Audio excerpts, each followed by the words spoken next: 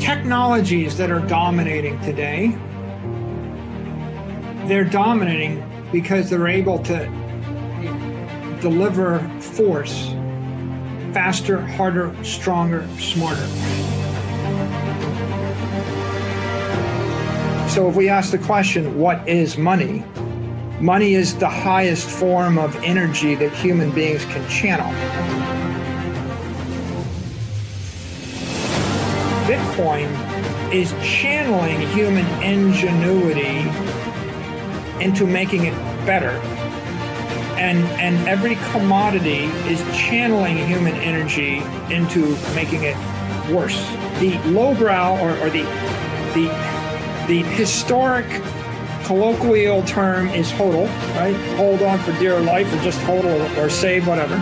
And the highbrow term would be adopt as a Treasury Reserve asset.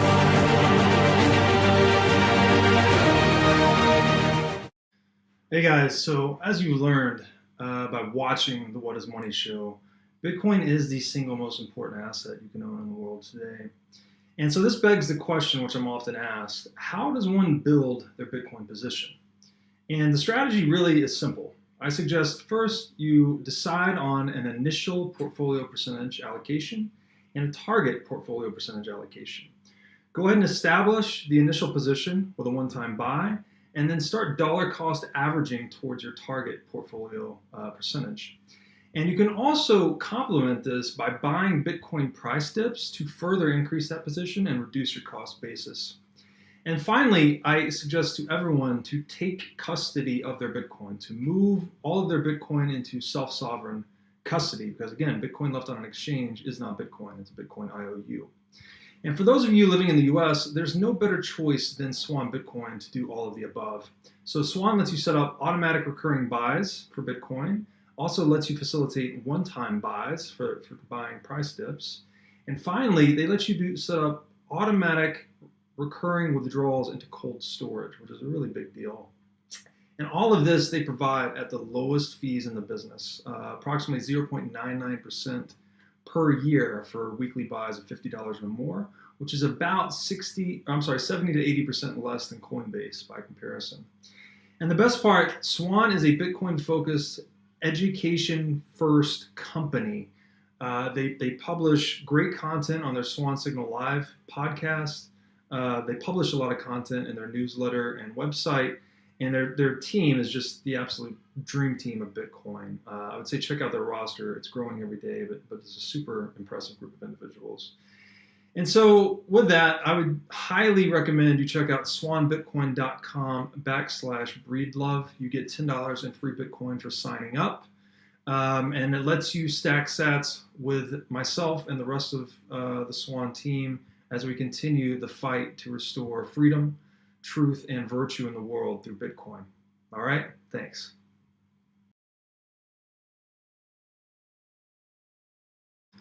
Hey guys, welcome back to episode 8 of the Saylor Series here on the What is Money show. Today we're going to talk about a number of interesting concepts, getting even deeper into Bitcoin theory and how it has effects on the future of humanity. So if you haven't seen episodes 1 through 7, I highly recommend you check those out. A lot of the material we built upon there, it just is compounding as we get deeper into Bitcoin theory. So today we're going to talk about a number of things. Firstly is the divinity of engineering, actually, and how this creative impulse is sort of what defines man and fulfills man. We're also going to look at Bitcoin as a medium of exchange and talk about why Saylor thinks it's actually a low-frequency medium of exchange and a high-frequency store value. We'll also learn why it's a pretty bad idea to compensate people in Bitcoin. It turns out tax codes are pretty hostile to that at the current time. We'll also look at another monetary function of Bitcoin, and that's as a unit of account. We're going to look at Bitcoin, too, in a macro context. How it sits as an asset class adjacent to other asset classes. We're also going to do a deep dive into crypto versus digital networks. This is a delineation that Saylor makes to distinguish decentralized crypto networks versus, say, centralized digital networks, and we'll talk about the trade-offs between the two. Then we're going to get into the really interesting topic of immortal sovereignty, which is something that crypto networks enable and actually allow us to project our preferences beyond our own life. So I think that's a really interesting part of the conversation. And then finally, we're going to revisit actually money as power. We're going to talk about advanced technology as magic, and we're going to see what the two of those look like when they come together. And then finally, we'll discuss Bitcoin as a pure and principled ideology, which is something somewhat unique in the modern age. So this is another big episode. I hope you guys have seen 1 through 7. If not, again, go check those out now. And with that, let's jump in. I'm going to bring up one more point on the religious aspect of Bitcoin that I've thought about. And my religious tradition too is Southern Baptist. I was raised Southern Baptist, so I have Judeo-Christian, I guess, underpinning in my thought. But there's the ancient idea in Genesis was that God was the force that confronts chaos with courage, truth, love, and converts that chaos into good and habitable order. So when we look at that kind of like through a thermodynamic lens, we know the whole universe is everywhere and always trending towards increasing chaos and entropy, and that the only thing that works against that thermodynamic arrow of time is life, actually. Life converts entropy into order, right? So in a way, we could say that life, or even maybe the God aspect of life, is the anti-entropic principle that propagates through all of life. And I can't help but relate that and see Bitcoin in that lens too, where we do have this system that's actually reaching deeper into chaos than anything else, right? Like the SHA-256 mining algorithm is quite literally finding a single atom in an entire universe, right? That is the mining race, if you will, is identifying a single atom in the universe. And with that reach into chaos, it is forging the most profound order we've ever had, right? You can't argue with the Bitcoin blockchain. It's just whoever has those UTXOs has them.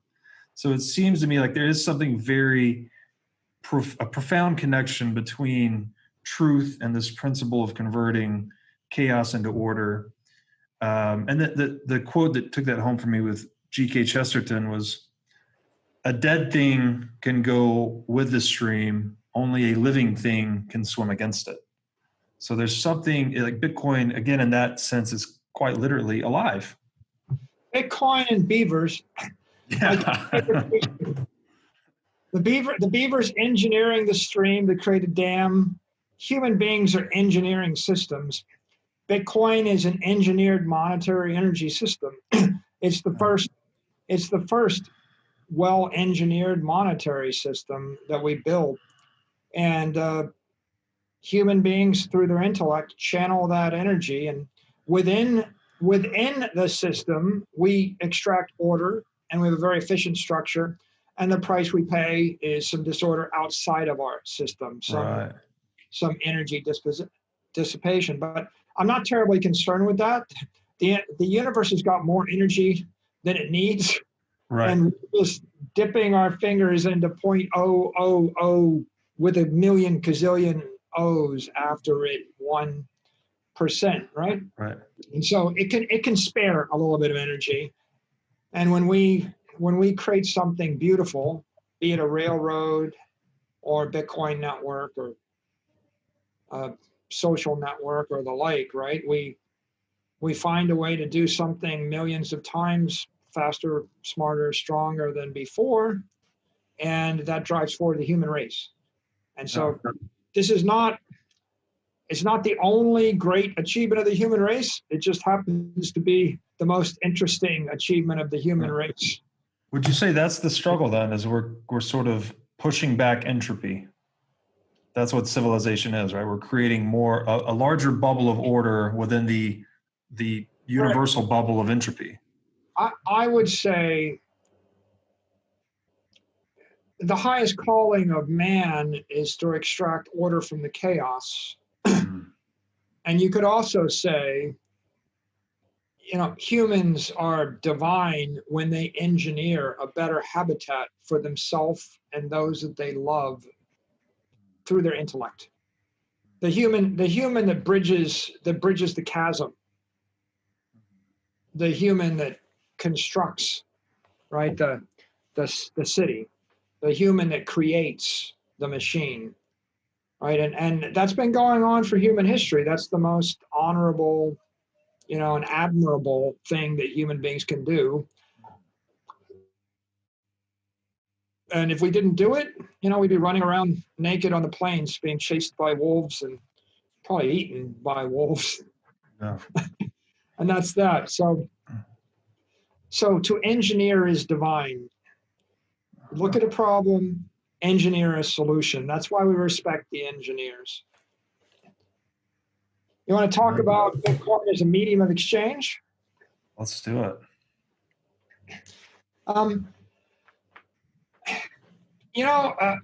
A lot of people, they focus upon the white paper, and we debated ad infinitum, and I think that everybody that we agree with notes that peer-to-peer cash means a settlement network for a bearer instrument. And and it's important that in that regard, you be able to exchange assets. It's, in my opinion, utterly unimportant that you be able to engage in high frequency, small transactions on the Bitcoin network. And I think that it's dysfunctional to pursue that vision. I think the Roger Ver is just wrong in this regard. I mean, it was a nice idea. Roger Ver thinks the magic in Bitcoin is to be able to pay for coffee with your phone. But, and it's a tragic error of insight. That was not the magic of Bitcoin then, and it isn't now. The magic of Bitcoin is being able to catapult energy 100 years in the future and not lose the energy. And then the other magics are the magics that come from wrapping the Bitcoin with software to make it smarter, faster, and stronger. That's the magic. The ability to do a minor transaction, it's trivially inconsequential.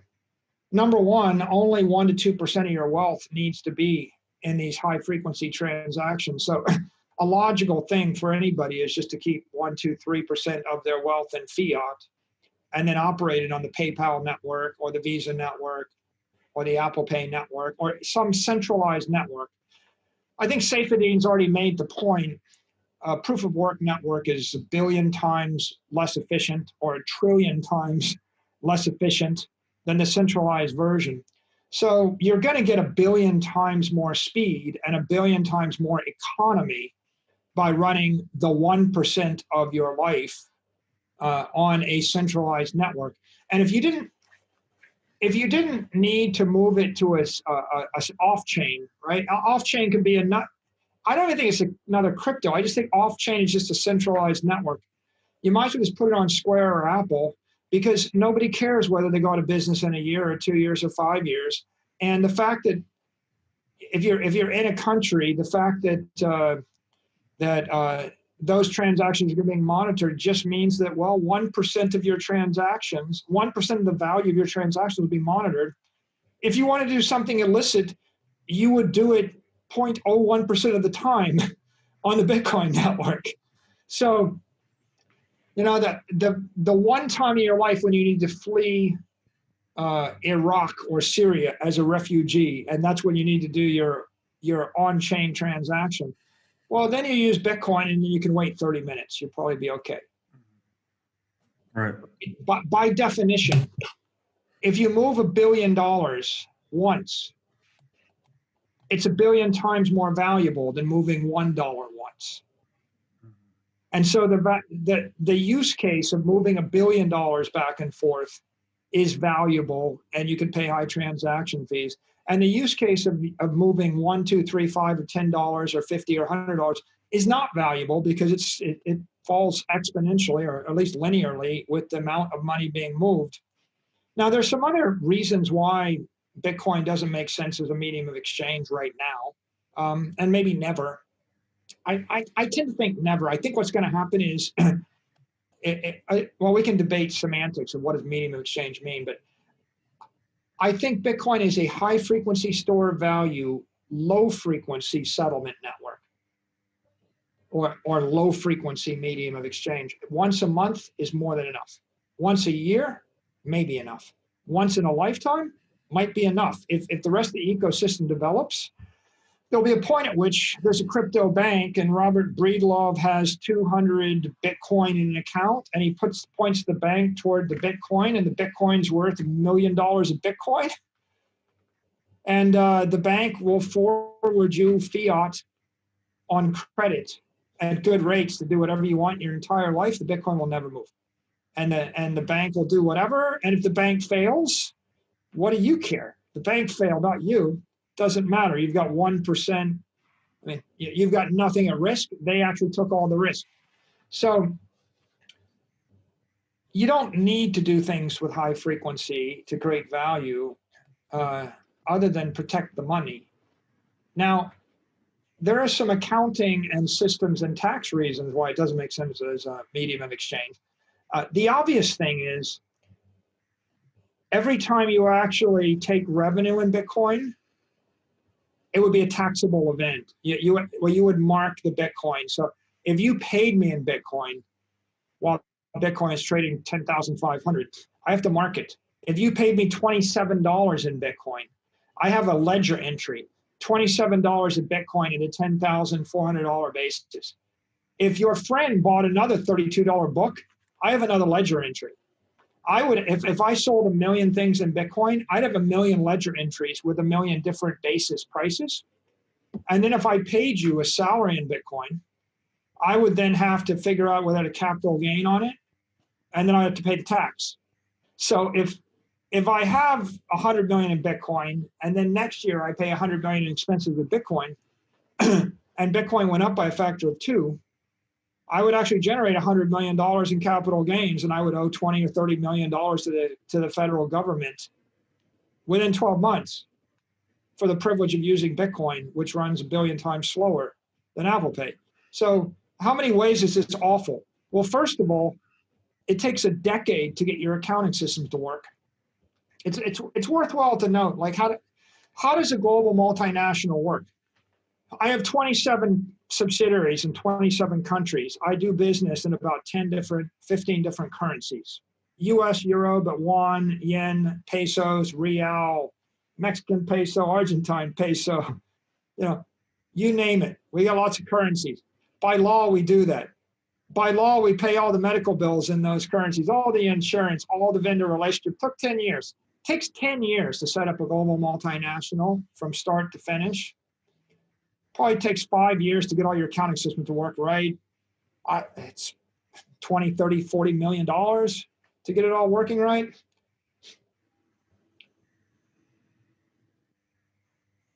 If I buy 500 million in Bitcoin, I put it in the treasury, I stare at it, I never do another transaction, hopefully for the not decade.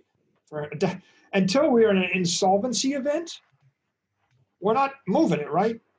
Why would we? The truth is, like, we want to put it in the vault and throw away the key.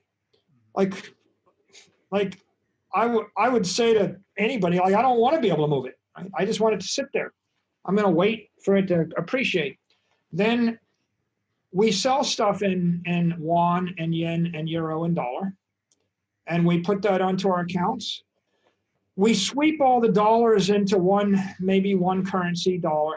We sweep all the fiat into one thing, dollar. We balance, and if we need to shuffle some stuff around in working capital accounts, we put it back. If we don't need it for working capital, we sweep it into the treasury. If it's in the treasury, we convert it to the treasury reserve asset, Bitcoin. It goes in, never comes out. A vendor they send me a bill, I pay them in a local currency. No vendor's going to bill me in Bitcoin. By the way, people say, I've heard this, they're like, well, don't your employees want to get paid in Bitcoin? Well, the answer is no, they don't. But let's say the answer was yes. Let's say all of them were Bitcoin maximalists. exactly how much Bitcoin do they want to get paid in? They have mortgages, they have bills. So the answer is we pay them in the local currency. And if they want to buy Bitcoin, or if they want Bitcoin, they buy it. Right. And by the way, why would it be an awful mistake to pay them in Bitcoin? Because we would accelerate the tax bill by 100 years, right? Mm-hmm. And as Bitcoin is volatile, we will generate all sorts of tax obligations. Right. And the second thing is we would increase our accounting complexity by an order of magnitude. Right. And the third is, our employees will then have to sell the Bitcoin and generate their own taxable accounting complexity in order to get cash to pay their mortgage and pay for their kids' school or whatever they're doing, right? So you're creating lots of complexity here. If I got 2,000 employees and 200 of them want to own Bitcoin, then I pay all 2,000 in euros and dollars and pesos and yen and won, and they go in their local exchange and they buy the Bitcoin and they hold it because, like, do I want to hold it? Right. It's all, so the point is, when you're running a company with Bitcoin as an operating system, the logical thing to do is you just sweep your fiat into your treasury, convert your treasury into Bitcoin, let it sit there, and then if a vendor wants to get paid in Bitcoin, I pay them in dollars, they buy Bitcoin. If an employee wants to get paid in Bitcoin, I pay them in dollars, they buy the Bitcoin. The whole ethos of Bitcoin, by the way, is take responsibility for yourself, right? Don't treat adults like children. And so it's patronizing in a way for me to say, well, Robert, you work for me, but I'm going to help you by paying you in Bitcoin. It's like, you're a smart enough person. You want to buy Bitcoin with it? Here's the money. Buy Bitcoin with it. Have at it, right? That's what you do. The money has a constant value at the time I transferred it from me to you. And the thing that really cripples a cryptocurrency and a thing like Bitcoin as a medium of exchange is the tax treatment that the local regulatory domain takes. At the point that the United States IRS decided that this was going to be taxed as a capital gain on the moment of sale, it was utterly impossible it could be a currency. It's just that simple. It's done, right? For anybody to even maintain it, like, the only way you could think that you could use it as currency if you're going to run a black market, gray market operation with no accounting, no accountants, no lawyers on staffs. And it's like, good luck with that, right? I mean, how many discos and bars got shut down for sales tax evasion or income tax evasion, right? Like, what was it, like? Most of them. Yeah. Right? Small businesses, they're eventually going to all run afoul of the regulators and get shut down. So it's just not practical from a systems point of view. It would take me a decade to rewire the systems. It's not practical from a complexity point of view. You just made your accounting 100 times as complex. And it's not practical from a tax point of view. You just triple the tax rate. And it's not practical from, a whatever employee point of view, because it's making everybody else's life more complicated too. So that's why I think that Bitcoin really isn't a medium exchange as much as it is just a low frequency settlement network. I'll make one more point. This is like a via negativa. The fact that you could settle peer-to-peer means that you might not have to for 100 years. Right? The fact that, I say to you, Robert, you do as I say or else. If you have the ability to leave the country and depart with all of your wealth, and I know you have the ability, right?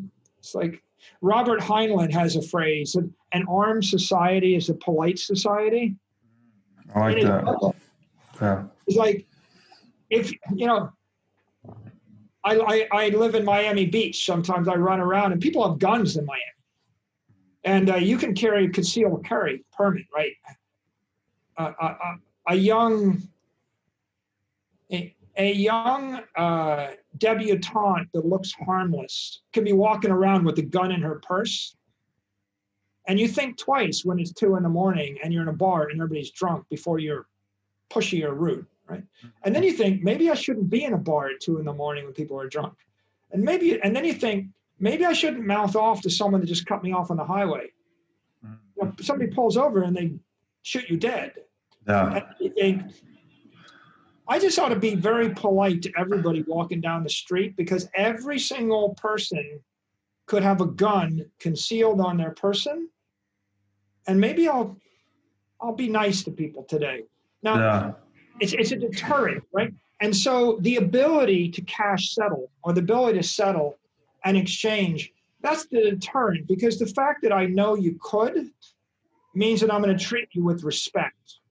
Right. And if I knew you couldn't, if I thought that you were trapped, if you were stuck in my monopoly and I had total power over you, then I start to take you for granted. And then I start to abuse that power, because as Lord Acton said, right, absolute power corrupts absolutely. Right.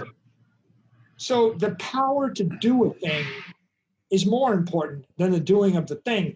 And that's what the Bitcoin Cash guys, they miss.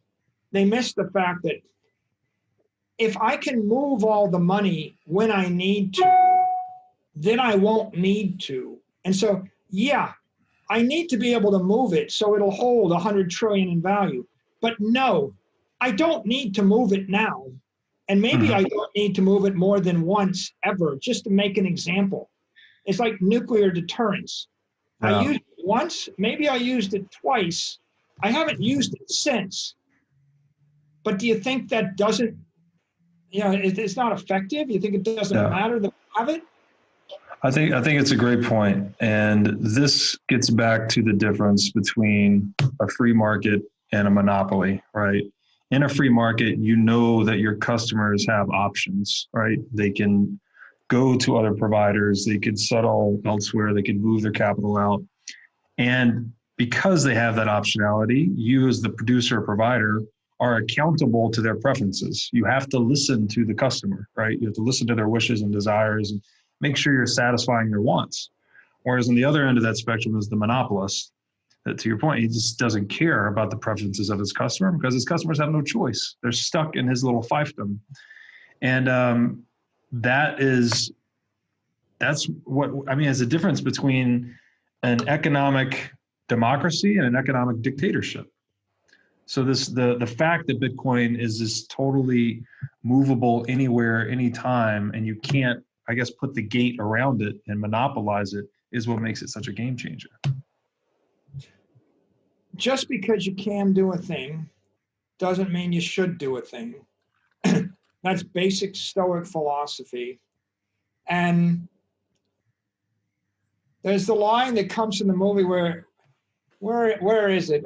The guy says, the loudest man in the room is the weakest man in the room. American Gangster, I think. That's it, American Gangster. Right? The loudest man in the room is the weakest man in the room. If you know I can do it, if Robert Breedlove can teleport anywhere on Earth, anytime, with all of his energy, and I can't stop it, that gives you a lot of power. I'm going to give you a lot of respect, but that doesn't mean you want to flit around back and forth. Right. Like a firefly. You know you can do it. Now do something constructive with the knowledge that you can do it.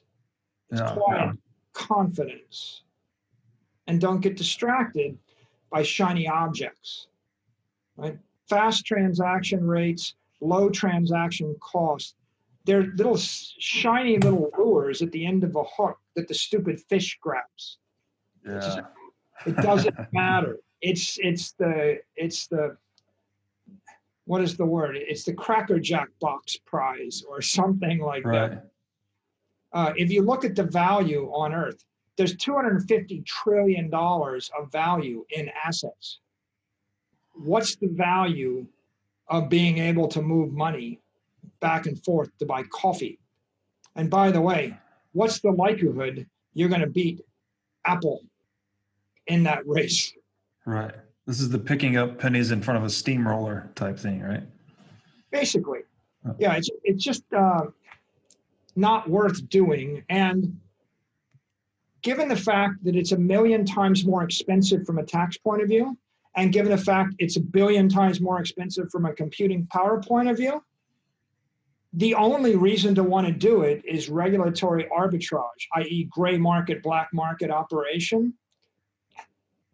Not a very profitable pursuit of human ingenuity. It's like, right. You ask Meyer Lansky, what'd you learn in all your years as a gangster? He said, it was so hard, I realized if I had to do it again, I just would have gone straight. It's a lot easier to make money just being legitimate. So inventing some kind of technology to evade the regulators explicitly, right? They might let you invent something that will carry energy 100 years forward because it seems like something that legitimate law-abiding citizens might want to do. They're not going to let you invent something that allows you to evade taxes. And so why try so hard? It's just not worth the trouble. I'm reminded of the stories of like Pablo Escobar, and he made the billions of dollars selling all the drugs and cocaine. And they say at the end of his life, he's sitting on the run and they're burning $100 bills in order to stay warm. It's like, good luck with Talk all about money as energy, right? I mean, the vignette, just sitting, burning stacks of $100 bills because no one will let you spend it. It's an example of just trying too hard, not worth the trouble. So let's talk about unit of measure. Bitcoin is as a unit of measure. I think Bitcoin is a universal language of economic truth. I think that it will evolve as a unit of monetary energy, right? It makes sense in that way. Before Bitcoin, if you go back 50 years, people talked about ounces of gold. So I think a Bitcoin will be like an ounce of gold, like an immutable, non-sovereign, or I guess immutable self-sovereign unit of economic energy. It makes sense to think of it like that. On the other hand, it'll generally always be converted into local fiat in the political domicile in question for buying and selling things. So, and that's okay. I mean, there'll be countries that'll have stronger, better currencies, and there'll have countries that'll have weaker currencies, and they'll crash their currencies and they'll replace their currencies. And as long as you hold Bitcoin in your account, you'll be able to go into a new country. I've been to a country after they crashed their currency. Like we've all been to Germany, they crashed their currency. We bought the new currency. Then they got rid of the mark and they went to the euro. We bought the euro. So the right way to think of it is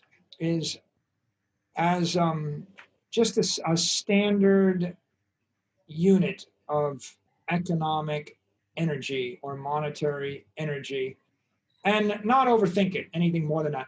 It can be interesting to say divide stock price by gold ounces, or you can divide the cost of living by ounces of gold or by Bitcoin. I mean, that's interesting. That's okay. And it'll give you a pretty good read on inflation. If one Bitcoin buys you a car in the US, but one Bitcoin buys you a skyscraper somewhere else, right? Then you'll have relative cost of living, and there, people did that with the dollar, right? They used to say, you can live in Mexico on the beach for $187 a month, live like a king. There are relative strengths. And I think Bitcoin will be like that. But I don't think we need to stretch any further than that. I think that's enough. I think ultimately people they focus too hard on medium exchange unit of measure, and they underestimate the value of Bitcoin as a store of value and as an asset. I think they undersell it, and they don't do it justice because it's so much better than every other asset. And then I think, the entire community of crypto, it's too much engaged in debates between the various crypto networks with each other because one that, you know, I'll post something, you know, Bitcoin is a great way to transmit energy into the future. And then they'll, you know, the Ripple people will start fighting, or the Bitcoin Cash people. Someone gets triggered and takes offense. And the way I see it is, crypto is a $300 billion pond sitting on the beach next to a $300 trillion ocean of capital, of energy. That's 99.9% of all energy of humanity is sitting in alt assets, not alt coins, not cryptocurrency. So, you know, I see all the crypto enthusiasts like working on all the altcoins, and they're just trying to drag down Bitcoin. It reminds me of like a bunch of crabs in a bucket, and the bucket's kind of hot or overheating, and the one crab wants to crawl out, and the other crab just want to drag it back in instead of crawling on its back and like getting out. It's like all the crabs just keep pulling each other back into the bucket. It's totally self-sabotaging, and it doesn't matter, because what they ought to be thinking is, how do we get 30 trillion of the 300 trillion to flow into our pond? In fact, they ought to be thinking we want to go from 300 billion to 3 trillion, and from 3 trillion to 30 trillion, and from 30 trillion to 300 trillion. And the way you're going to get there is not by attacking each other. The way you're going to get there is by dividing the market and focusing. So if you want to be a cryptocurrency, well, currency means you have to have a stable asset value, because the IRS is going to tax you to death if it changes. So Tether can be a currency, and it cannot change. And you know, do we need one? I don't know. Maybe we'll get by with a centralized stable coin, and maybe we need a decentralized stable coin. The market will decide that. But that's a thing in its own. And if you want to build a crypto application, there are applications that of things that people might want that Bitcoin doesn't do, like total privacy, or maybe you want to issue title or provenance, or maybe you want to do a decentralized exchange, or wrap something, or implement insurance or lending. That's fine. DeFi, their applications. Have at it. You'd be better off to say Ethereum is 60% of the application market, Tether is 52% of the currency market for cryptocurrency, crypto app, and then Bitcoin is 95% of the crypto asset market. And if you believe in another type of asset, I don't think that it's impossible we will ever come up with one. I just think right now the only clearly successful crypto asset is Bitcoin. Right. And agreed. All the crypto enthusiasts would be better just to accept the success of Bitcoin, because it's the gateway drug for all the alt asset holders to move into crypto. And they really ought to be encouraging the next $3 trillion to come. And the number one way to do that is not to relentlessly, ruthlessly attack and sabotage and undermine Bitcoin, but rather to celebrate its success, because as it gets bigger, the opportunities for other crypto networks to interact with it will also get bigger. Absolutely. And to people that don't understand the space, I like to articulate it that Bitcoin is digital gold. It has essentially already run and won that race, and that for the same economic and game theoretic reasons, there's only one analog gold. There's only ever likely to be one digital gold. So it's almost like you have to just accept that. And then I describe the rest of the crypto asset universe as liquid venture capital, subjected to little, if any, due diligence, right? Some of them may succeed meaningfully in markets orthogonal to money, but it's very high risk, right? And the fact that anyone can spin up one of these assets in 15 minutes on the Ethereum blockchain, there's a very low barrier to entry, very low diligence. So invest accordingly, right? I'd suggest no one, if you're going to have a crypto asset portion of your portfolio, I think the highest risk position you could ever be in is 80-20 Bitcoin, everything else. And the conservative position would be 100% Bitcoin, 0% everything else. I would agree with you. I think we see it the same way. And I guess it's a good segue just to general crypto theory. Yeah, the emergence of magic and cyberspace. What's a crypto network? What's a digital network? How do I view it? And you tell me if I'm right or wrong. I'm a newcomer. You've been around for a while. My view of a crypto network is a software application running on a decentralized network with a consensus mechanism, ideally proof of work, arguably maybe proof of stake or some other consensus mechanism that theorists would agree promotes decentralization and anti-fragility. And a digital network is a centralized network. It's a Facebook or Twitter or Google or Apple or whatever, a more conventional client-server network. So as we look in the future of cyberspace, we're going to see crypto networks and digital networks. Why would you want a crypto network? You want a crypto network for immortal sovereignty and anti-fragility. We know Bitcoin is doing that right now. If you want to convey humanity across time and space, especially across time, maybe across time and domain, right? Domain might be even better than space. Crypto networks aren't necessarily faster than digital networks for moving shit through space, but they're better at moving it cross domains. And the reason for that is that sometimes you have lowest common denominator regulatory or compliance constraints that cripple the innovation in a digital network. Apple Computer will never do certain things because they're subject to the US law,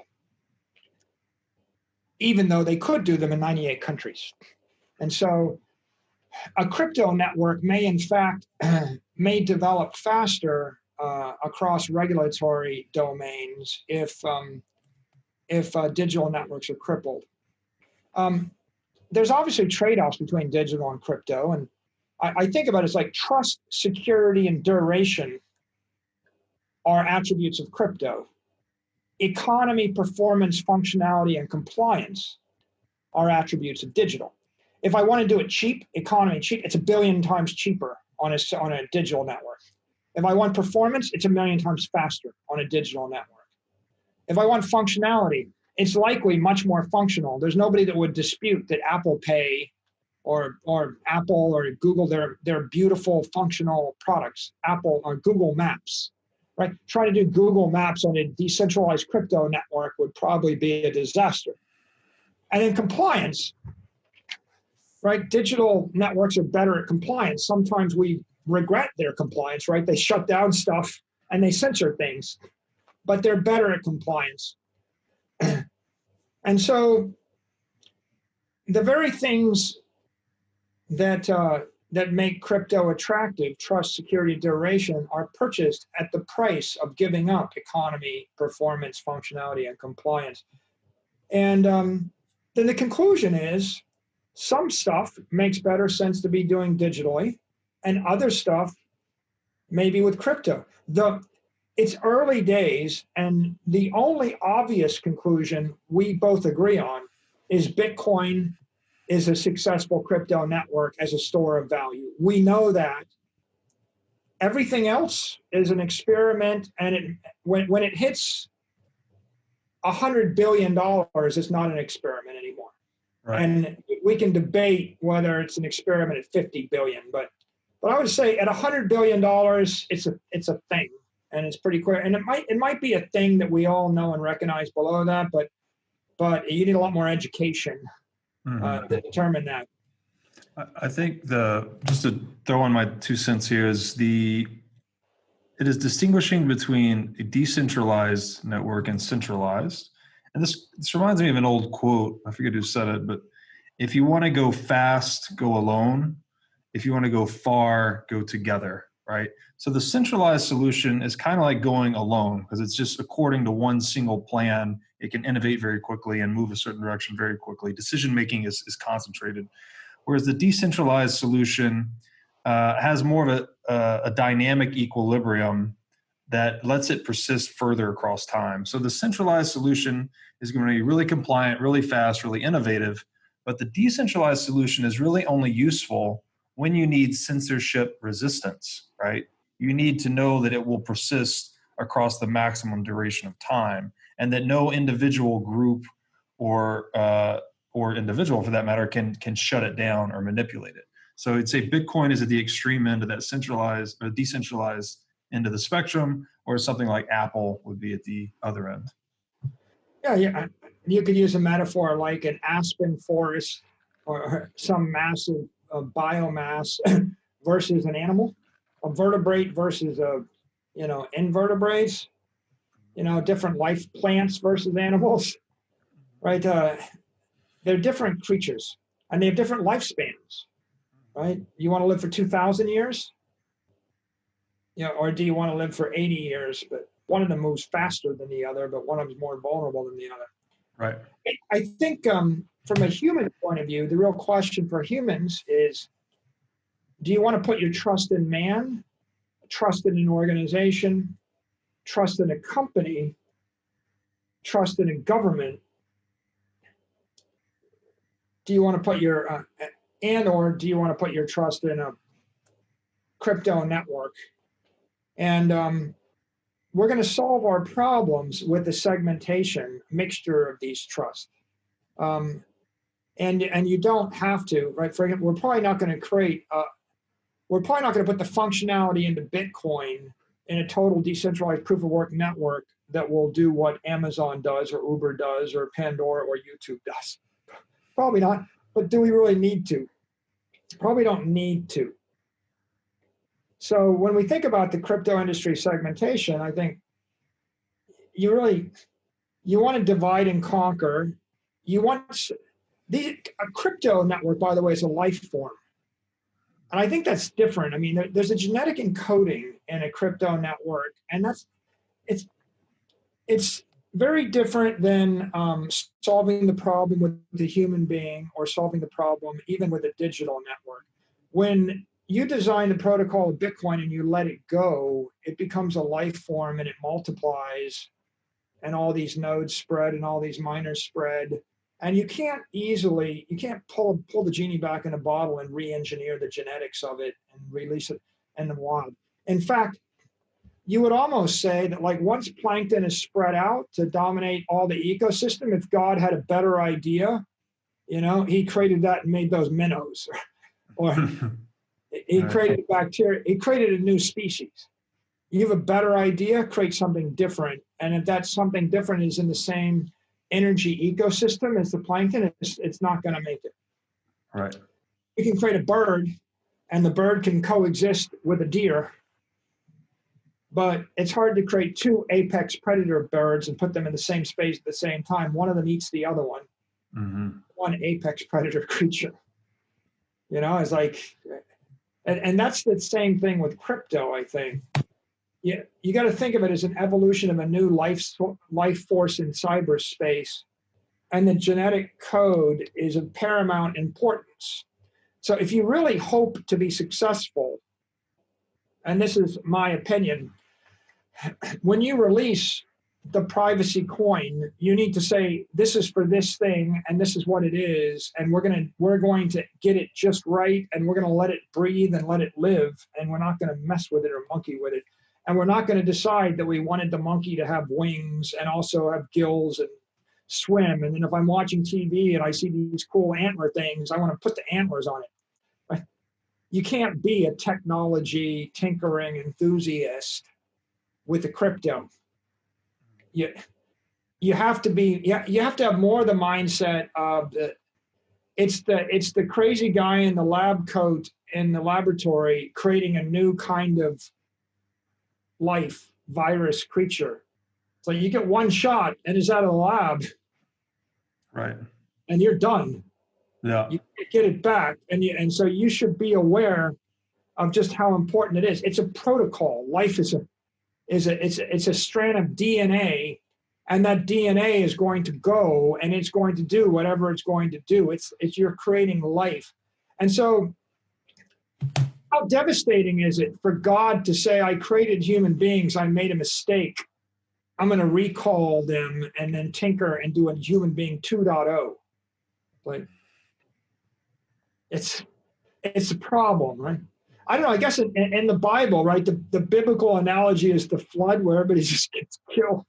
Right. Or, or some crazy stuff in the Garden of Eden. But, with things like Ethereum, right? You've got Ethereum 1.0, and now you're trying to do Ethereum 2.0. You'd almost be better off just to do something different as opposed to like retrofit something, because right. It's like going back and trying to force fit the DNA. You could do it with a digital network. It's okay if you're running on a single server and you can throw a switch and everybody switches it. But the whole point of a decentralized life form is they're all different and they all get to make their own decisions. And if you can order them to do something, it doesn't feel that decentralized anymore. They're not decentralized, exactly. Yeah. So with regard to this, I mean, I look at the crypto industry and I think the logical segmentation is assets versus applications versus currencies. It is the purpose of the crypto network to be an asset, and Bitcoin clearly is, and then Bitcoin Cash and Bitcoin Satoshi Vision, the rest are trying to be. It seems pretty clear that Bitcoin is 93, 94% of all the assets, and the other ones are probably going to zero. And the only way you don't go to zero is you have to be differentiated in a way that the marketplace appreciates you. It's a species, right? Mm-hmm. I can't be almost like a bunny rabbit. I need to be a wolf. I need to be different than a bunny rabbit. Right. And it's an important caveat: differentiate in a way the market appreciates, or in other words, differentiated in a way such that nature gives you an advantage in natural selection. So taking Bitcoin, forking it, and making it do transactions 10 times faster isn't good enough, because you're 1,000,000 times slower than the other way to do transactions. So that's just not a genetic mutation that works. It's an example of a faulty genetic mutation that kills the carrier and takes it's an extinction level mutation. Genetic mutations happen all the time in nature. Most of them are mistakes. Right. But some of them might work, right? If I can stand up on 2 feet, and if I can and if my eyes start to work 10 times better than your eyes, and I can fashion missiles, then maybe that's going to work for me, and maybe I will procreate. So it's not impossible to have a genetic mutation on Bitcoin that would be naturally advantageous. It's not impossible. It's just the ones you look at right now, like, what do you have? I mean, transaction speed, that's really no good. Privacy, it's a regulatory threat, and so therefore, yeah, it's kind of a nice thing, but it's a bullseye on its forehead, which means that when the regulators go to shut down crypto exchanges, the first thing they'll do is pass a law against that, right? Mm-hmm. And so, tell me, give me an example of a mutation on Bitcoin that would make it a distinct asset that would deserve to have its own life as a store of value. I've thought about this a lot and written about it, and I have yet to identify one. Like, Bitcoin sort of perfects the main properties of money that you need. And then the added caveat to that is that even if a mutation or innovation occurred such that the market identified it as useful, right, and you saw this reflected in its market cap, Bitcoin also has this capacity to absorb feature set from competitors, right? So if something becomes market proven, Bitcoin can assimilate that to its existing UTXO set. Just as living organisms do. I mean, just as companies do. Like, you get attacked by a competitor, that which does not kill me makes me stronger. Right. Instagram absorbing Snapchat's story feature, right? Totally destroyed Snapchat. So we don't see another one right now. It's not impossible to conceptualize that maybe there would be one, but right now it looks like Bitcoin is 94% of the crypto asset market. You can't include Ethereum because although it's proof of work now, it's going to proof of stake, and that they don't even have a commitment, intellectual commitment to be Right. proof of work. And proof of stake is. It's not clear to me that proof of stake is intellectually defensible over the long term. It's not proven. It seems like it may be defective as an idea, right? It's like an example. We're back to this issue. It's like I want to hobble the antelopes. Mm-hmm. It's like somebody complained we're using too much energy. It's almost like the environmentalists took over and they've decided that they're just mad that someone's using too much energy, so they want to pass a law to stop it, but it's a law against Mother Nature, and it's rooting to hobble the antelope. And so the 4% or 5% crypto assets left are Satoshi Vision, Bitcoin Cash. None of them are differentiated enough that they would seem to have any future in a Darwinian world. Right. That I can see. So their destiny seems to be to go to zero. So then we go to cryptocurrencies. That's a simple one, stable coins. Mm-hmm. People go ballistic if you said they're cryptocurrencies because everybody wants Bitcoin to be a cryptocurrency. But if the definition of currency is money that you can legally spend in a country without incurring taxes, right? Bitcoin is not a currency, but Tether is. Yeah. Right? And because it's kind of simple, read the IRS tax code. You'll find most places on earth, they're going to tax it as an asset.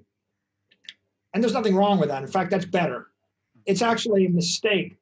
Why would you want to create a short-term currency that's 1 billion times more expensive to implement computationally than the other way, right? It's like, the only reason you want to do something 1 billion times more expensive is for immortality, immortal sovereignty. Yeah. That's a good reason. Yeah. But you've got that. If you have that on 99% of your assets, 99.9% of the time, then you're good.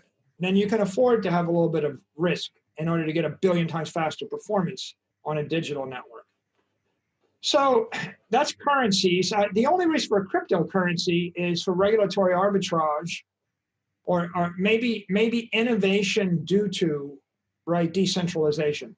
If you can make the argument that we're going to innovate faster because we're governed by the laws of Singapore and people in Malta can use Singaporean cryptocurrency and it's not technically illegal, it's just 100 times better because we're able to tap into that regulatory arbitrage opportunity. Right. Call it free market. Then I think, okay, fine, right? There's a place for cryptocurrency. I guess you could add the speed factor too. Like the tether can be moved 24/7, whereas US dollars would face certain restrictions in terms of time or jurisdiction, right? Capital controls as well. On the other hand, you can move Apple Pay 24/7. You can move Square Cash 24/7. Right. So there's no reason why you couldn't run a digital network 24/7. By the way, Binance is a digital network, and you can trade 24/7 on Binance. So Binance could simply they could just move it around. If I'm moving money over on an exchange or between exchanges, I could do that on a digital network. I don't need a crypto network to do it. Right. So whether or not people will use a digitally based stable coin or a crypto stable coin, it's a function of regulatory arbitrage. And I mean, there are privacy issues that people have, and then there are trust issues. But I guess you would say actually Tether is a digital network actually in this framework, right? It's not decentralized. You trust the counterparty. Because there's a central authority that can actually intervene, right? Right. And so you can almost argue that if Tether is the king of stable coins, it's running on a digital network, not a network. Agreed. Like DAI, if it's truly, The irony is DAI is a truly digital, decentralized one, but people don't like it because it's inefficient and it doesn't quite peg the value. But Yeah. but you could create a cryptocurrency as a stable coin, using an oracle, using some information feed and using Bitcoin as the underlying collateral, and create a synthetic dollar and a synthetic euro. You could. And will we need it? It depends. That takes us to crypto applications and digital applications. Well, Binance and Coinbase, and Huobi and the like, they're digital exchanges. They're digital networks for exchange. And then you've got the decentralized exchanges, right? Uniswap, SushiSwap. And there's a very romantic notion, like decentralized exchanges will beat digital exchanges. Not so sure. We'll see.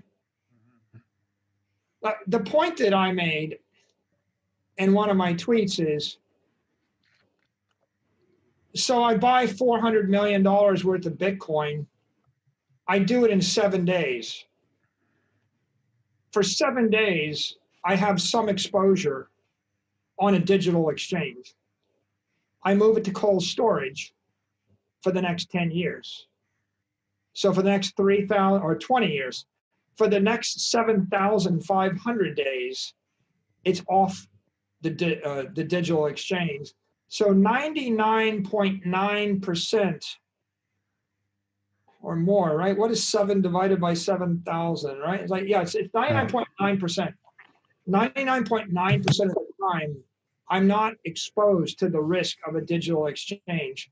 And so everyone that says, well, digital exchange are risky, well, it's risky in the same way that walking across the street is risky, Robert, but you do it. Right? Mm-hmm. In theory, when you cross a crosswalk, if the red light failed, couldn't you get slammed into with a truck and killed? Mm-hmm. Okay, so are you going to take the position that we're going to have to build flyovers on every crosswalk in the world? It's pretty expensive. Yeah. So what will happen there? I don't know, but it seems to me that Binance is doing just fine as a centralized exchange. And it seems to me that Square works fine as a digital client application. And it looks, if Apple Computer announced that you could send Bitcoin or cash via Apple Pay tomorrow or via iMessage, I think a lot of people would be pretty happy to do that. No one would be complaining about it. And it really comes down to this issue of economy. It's 1 million times cheaper. Performance, it's 1 million times faster. Functionality, it's 1 million times more functional. And compliance, they're probably more compliant in the country you're in. So if you can do it on a digital network, you probably will. When you think about crypto, you really have to ask this question, what is so important that I want immortal sovereignty? What is so important? And certainly my life force, if you said to me, Michael, I'm going to take all of your energy and I'm going to protect it and I'm going to fulfill your wishes from now to 1,000 years from now, I think that's worth it. Mm-hmm. That's a religion. That's a crypto. Oh. I have a park. I'd like for the park to be trimmed and the trees to be kept nice, and I'd like for the park to be beautiful for the next 1,000 years, and it'll cost $1 million a year. And so if I put $50 million into endowment and it generates 2% yield, then I could reasonably say to Robert, why don't you take my $50 million endowment and put it into Bitcoin? And then becomes the question of, how am I going to see my wishes through for 1,000 years? Well, the current way you would do it is you would create an institution like the Rockefeller Institution or the Hughes Institute, and you trust human beings. What we're really talking about is we're talking about the crypto asset network of Bitcoin taking the base layer and holding all the monetary energy for 1,000 years. And then we're talking, or 100 years. If you think 1,000 years is crazy, we're going 100 years. Then we're talking about a digital network. Maybe it's, gardeners.com. And it's special, or Amazon will probably do it because they'll probably do everything by the time we get through the decade. There won't be nothing that they're not doing. And so, by the way, let me make it easier. Let's just say I want to send flowers to everyone in my family on their birthday for the next 100 years with a little note from me telling them how much I love them. That's a simpler thing. I endow an account with Bitcoin. I create an Amazon account. I wire it up with flowers. I create some kind of mechanism so that when children are born, they get added to the family unit, and the thing drips out a little bit of money, monetary energy in Bitcoin, converts to fiat, buys the flowers for $187,000 a dozen roses, right, in the year 2047. And it ships them to the person, and I die happy. And for the next 100 years or 1,000 years, flowers get delivered to people in the Saylor family line because that was my last will and testament. And how would I do it if I was John D. Rockefeller 100 years ago? I would have a crap load of assets, probably a lot of gold and stock, and he owned every oil company, and they're still around. And then you would put some of that into a foundation, a nonprofit foundation, because you need to be tax-free, tax advantaged. And that's why you got to go nonprofit. And then, by the way, all your capital gains become tax-free, tax advantaged, and all your income becomes tax advantaged, right? So that's a good idea. And then you have a board of governance, and you have like 5 advisors, and they appoint a money manager, and they appoint a business manager. And when one of them retires, they have a selection committee process to put someone else. And we're probably on the 7th generation of advisors to the Rockefeller Institute. By the way, John D. Rockefeller created the University of Chicago. It's still running. Yeah. Rockefeller created a lot of stuff still running. Rockefeller University. So I can do it the old-fashioned way, but you're probably talking about, to do it well, you need $100 million of assets and a $5 million a year operating budget. You get down to $1-2 million, it's not right. $5 million a year is the minimum. Your best bet is you'd have to become a university, a religion, a church, or a nonprofit, Hughes Institute. So that's the way that you get immortal sovereignty, or like some long-range sovereignty. Another standard way people do it is like Rockefeller bought up all the land on the Hudson River, and he gives it to the state of New York, turn it into a state park, and get the or a national park, like Grand Teton National Park, and you get the federal government, the state government to agree to fund it in perpetuity, part of the Smithsonian Institution. The problem with all those things is that somebody can't even trust the governments, right? But your best bet is you lay it off on a state or federal government, and that's okay until the government fails or it reneges on something or other. But the bottom line is it's not really within the grasp of small, mid-sized business or the individual. Just, what is YouTube? YouTube allows you to become your own TV station. So what are we talking about here? Well, the cliche, be your own bank, it's kind of a cliche. And I think if we look at it a different way, it's like, I'm a normal person. I endow my own monetary energy into Bitcoin. I plug it into some digital network. I give the keys to someone I trust, family member, heir. Maybe I do multi-sig, right? And instead of having 5 people on a board, if you have 5 people on a board of an endowment with $100 million or $1 billion in the endowment, they're kept honest by filing annual tax forms with the IRS. And in theory, they could be personally liable if they defraud the foundation or abuse their fiduciary trust. But it's kind of like a 20th century idea. A better idea would be I put the money into Bitcoin and I have like 3 or 5 digital keys, and it takes 3 out of the 5 to vote on everything.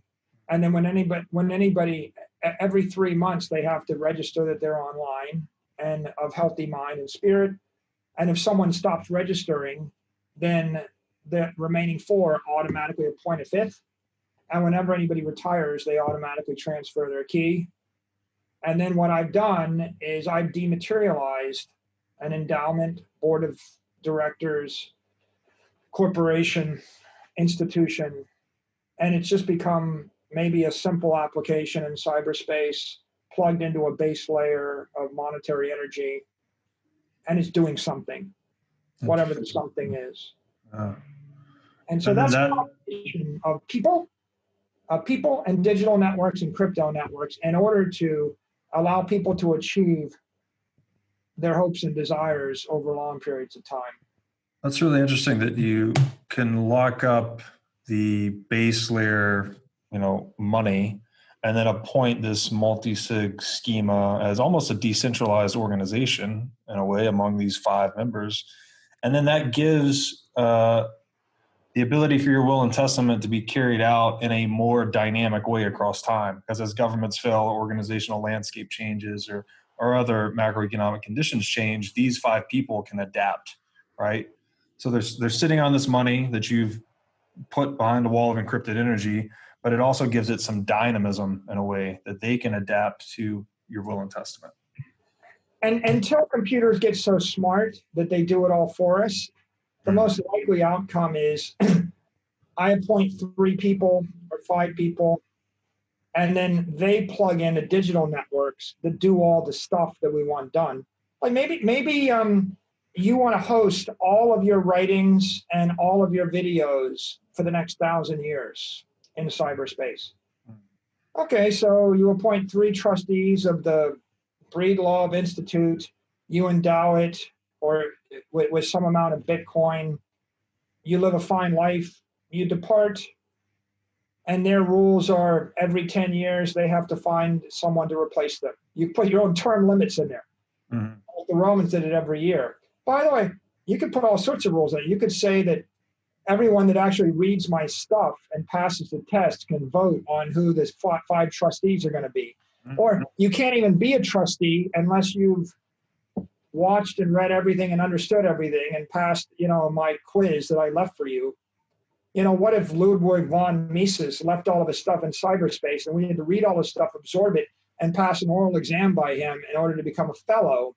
And if we became a fellow, we're invited to the Academy of Austrian Economists, and that goes on to all eternity.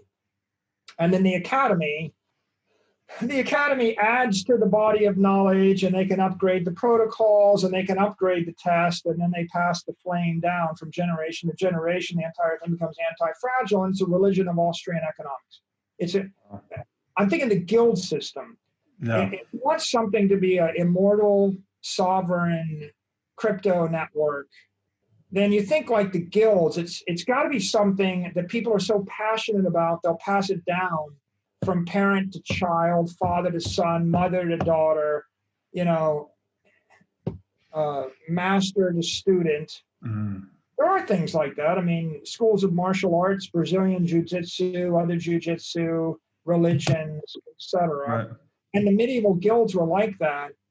Maybe there would be like, for example, I like environmental causes. What if I had a park and I said, well, people have to go and they have to work in the park and support the park. But the park is this private public entity where you can be a member and you can use it, but only if you contribute to it and protect it. And then I endow it, and it becomes a self-sovereign entity for 1,000 years. It's like a park owners association, right? Yeah, it's really interesting. You've called previously, I think, domain names akin to digital real estate. And so what's coming to mind is that you could also do this with a domain, right? You could fund a domain in perpetuity and then populate it with these institutional factors you've described. Bitcoin.org. Yeah. Well, any domain. I mean, maybe it could be wisdom.com. And people put wisdom in, and there are curators, and there's a governance mechanism. and as a support mechanism, and you just want it to go on forever, like a monument in cyberspace. Oh, interesting. Think of it as a monument in cyberspace. Yeah. Right? It's something that has some functionality.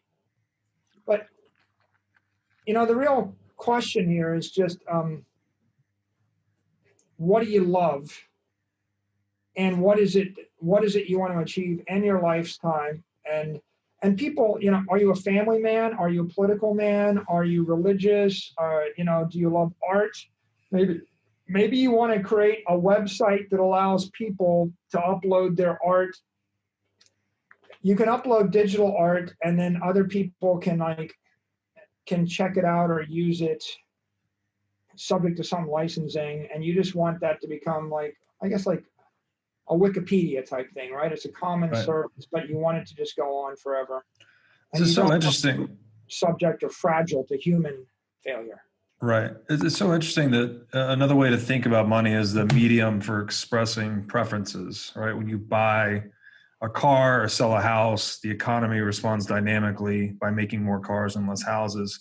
So now with Bitcoin, you can actually express these preferences transcendentally of space and time, right? You can express them in theory for all eternity. Sorry to cut you off. Can I give you two examples to pop to mind? Please. Yeah. All the time you have examples of rich donors that they endow a professorial chair at a university, and then the money gets hijacked to build a new football stadium. Or I want to endow a professorship of Austrian economics, but then someone takes over the university, and so they divert the money to buy a new hot dog truck. So I'm dead. How do I make sure that someone doesn't, that they really fulfill my last dying wish? How do I make sure? Well, if I can do it, if I have a Rockefeller Institute and they hold the purse strings and they dole it out annually, and then they watch. But then I have to actually have a bunch of people that I trust that 100 years from now will remember what my wishes were. And, you know, and maybe nobody cares about that, but it's a challenge for people. Now, I went into Naples this year, and if you go to Naples, you go into the port, you have all these super yachts in the port, and very, very wealthy people on the super yachts. But if you walk out of the port, there's puddles on the floor, and there's this park in the middle of Naples, right next to the port, and it runs about 10 blocks. And 50 years ago, it was beautiful in the jewel of Naples, and it was like Central Park, and everyone could come there and enjoy the day. Now, if you walk through it, all the buildings are spray painted. They're all closed. There's pooling, stinking water. No grass grows. It's just mud. It looks like something 40 years after the apocalypse. It's in the middle of like the third largest city in Italy. There's money everywhere. And yet somehow neither the municipal government, nor the state, nor the federal government of Italy, nor any wealthy person can manage to come up with 100,000 euros a year to water the grass and mow the lawn. Mm-hmm. In the middle of a city of 1 million people, the public jewel of the city, the single most important piece of real estate in the entire city, is suffering from a tragedy of the commons. Now, I ask myself, if I was that wealthy person and if I wanted to bring that park to life, if you wanted to do it top notch, you need $1 million a year, €1 million a year. You want to do spectacular something, 10 million euros a year. If you want to just mow the lawn and water it and keep it from being a stinking, mud-infesting war zone, 100,000 euros a year. How do I actually endow that park without having the money hijacked by whoever hijacked the money? Because obviously, none of the economic energy is making it to that park in the middle of Naples. Right. It might be a more worthy cause than just giving a third of my money to the government as tax on my death, or 2/3 when I die, for them to, whatever they're doing. Like, what can you say about a civilization that can't keep its Central Park in its most important city in the province from being a stinking post-apocalyptic zone? Right. Terrible. Like one of my values. So Yeah. people have wishes. They have a hard time realizing their wishes. There's a lot of ways to do it. And the theoretical magic way to do it is I create a program on a crypto network in cyberspace. It runs on a blockchain network. Nobody can stop it ever. It's unstoppable code. It's literally a magic spell. A less intense way is I power it with crypto network, and I use a combination of people and digital networks to do it. I think ultimately people can achieve what they want in a variety of ways. If I want to be fed, I can feed myself by hunting a deer. I can feed myself by raising chickens. I can feed myself by growing some corn. These are all different ways to achieve what you want. The real key is I need to have mastered the technology of hunting, the technology of farming, or cultivating animals, wildlife, and then the technology of farming. And if I have all three of those technologies at my fingertips and I can mix and match, then I can actually do something interesting. I think that's the potential here. We talked about money is power. Any sufficiently advanced technology is indistinguishable from magic. So if you apply advanced technology to money, then you can give someone magic power. So that the source of magic power is providing an instruction into the digital and crypto network space and powering it with crypto network space such that you've cast a spell in the future or cast a curse into the future when you're long gone. That's real magic, right? It's like casting a curse 30 years after I died, that's impressive magic. Less interesting and more practical is I just want to cast a spell while I'm alive. And the magic spell I would cast, were I a magician, is I'd go to that park in Naples and I would wave my hand and it would become a beautiful paradise with gorgeous trees and nice grass and water flowing and cleanliness and safety and free ice cream cones for the kids and flowers and happy music and concerts on the green. And it would be like that forever because that's my magic. And by the way, in fantasy, the great magicians, the demigods, right? The powerful wizards, they have magic power. They can do that. And the more powerful they are, the longer the spell lasts. So if I have $1 million, I can do it for a year. If I have $100 million, I can do it forever. If I have $1 billion, I can allocate 10% of my power to do it there forever. Magic power, right? Where money is power, right?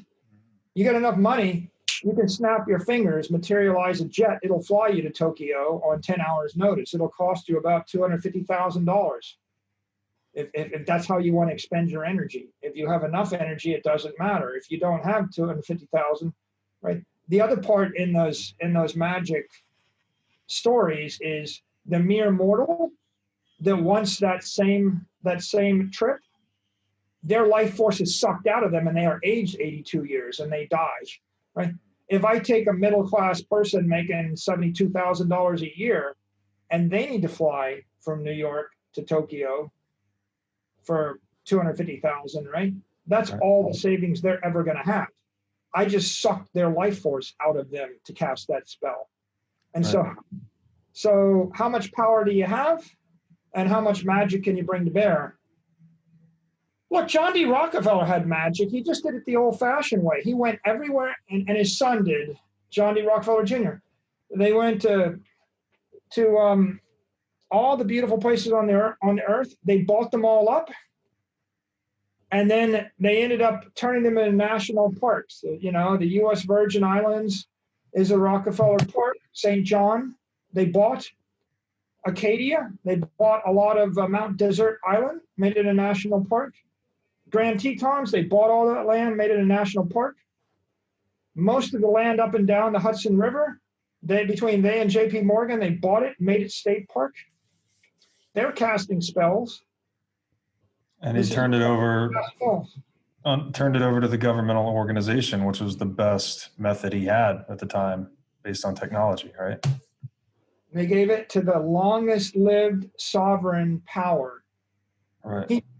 They did the best they could do. Right. And, they played the cards that were dealt them. Those were the cards they had gold. They had state governments. By the way, most of the trust, state and federal trust, that law was written by lawyers paid for by Rockefeller. Huh. Right. So they created the political system. I mean, you think 501c3 law just came out of nowhere? I mean, all of these laws, they're created. John D. Rockefeller's son married Abby Aldrich, and Abby Aldrich, who became Abby Rockefeller, the richest woman in the world at the time, was the daughter of, I think, Nelson Aldrich, and Nelson Aldrich was the head of the Senate Banking Committee. Right.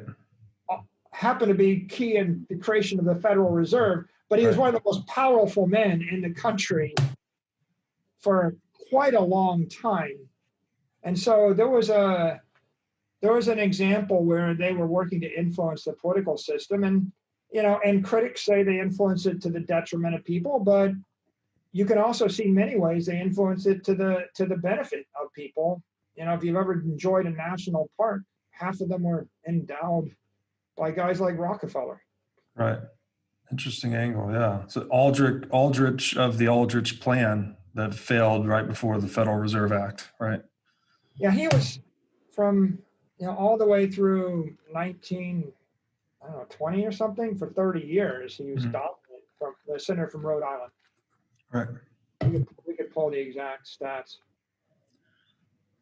So I think that in a nutshell is my views on crypto. I think ultimately we're moving into an exciting world where people are going to be able to achieve great things with a variety of digital networks and crypto networks. What we can see right now for sure is there is at least one successful crypto network, Bitcoin. There are many successful dominant digital networks, YouTube, right? Google, Facebook, Amazon, Apple, etc. Plenty of them. And the future is going to be defined by these networks, and you just got to decide what's the best tool for the problem. You can solve problems with people. I can pick up the phone, I can call you and say, Robert, buy me $100 million worth of Bitcoin. And I solve the problem with a person. Mm-hmm. Or I can solve the problem with a digital network. I can go online on Binance and I can start typing and trading, and I can buy $100 million worth of Bitcoin. Or I can solve the problem with Uniswap,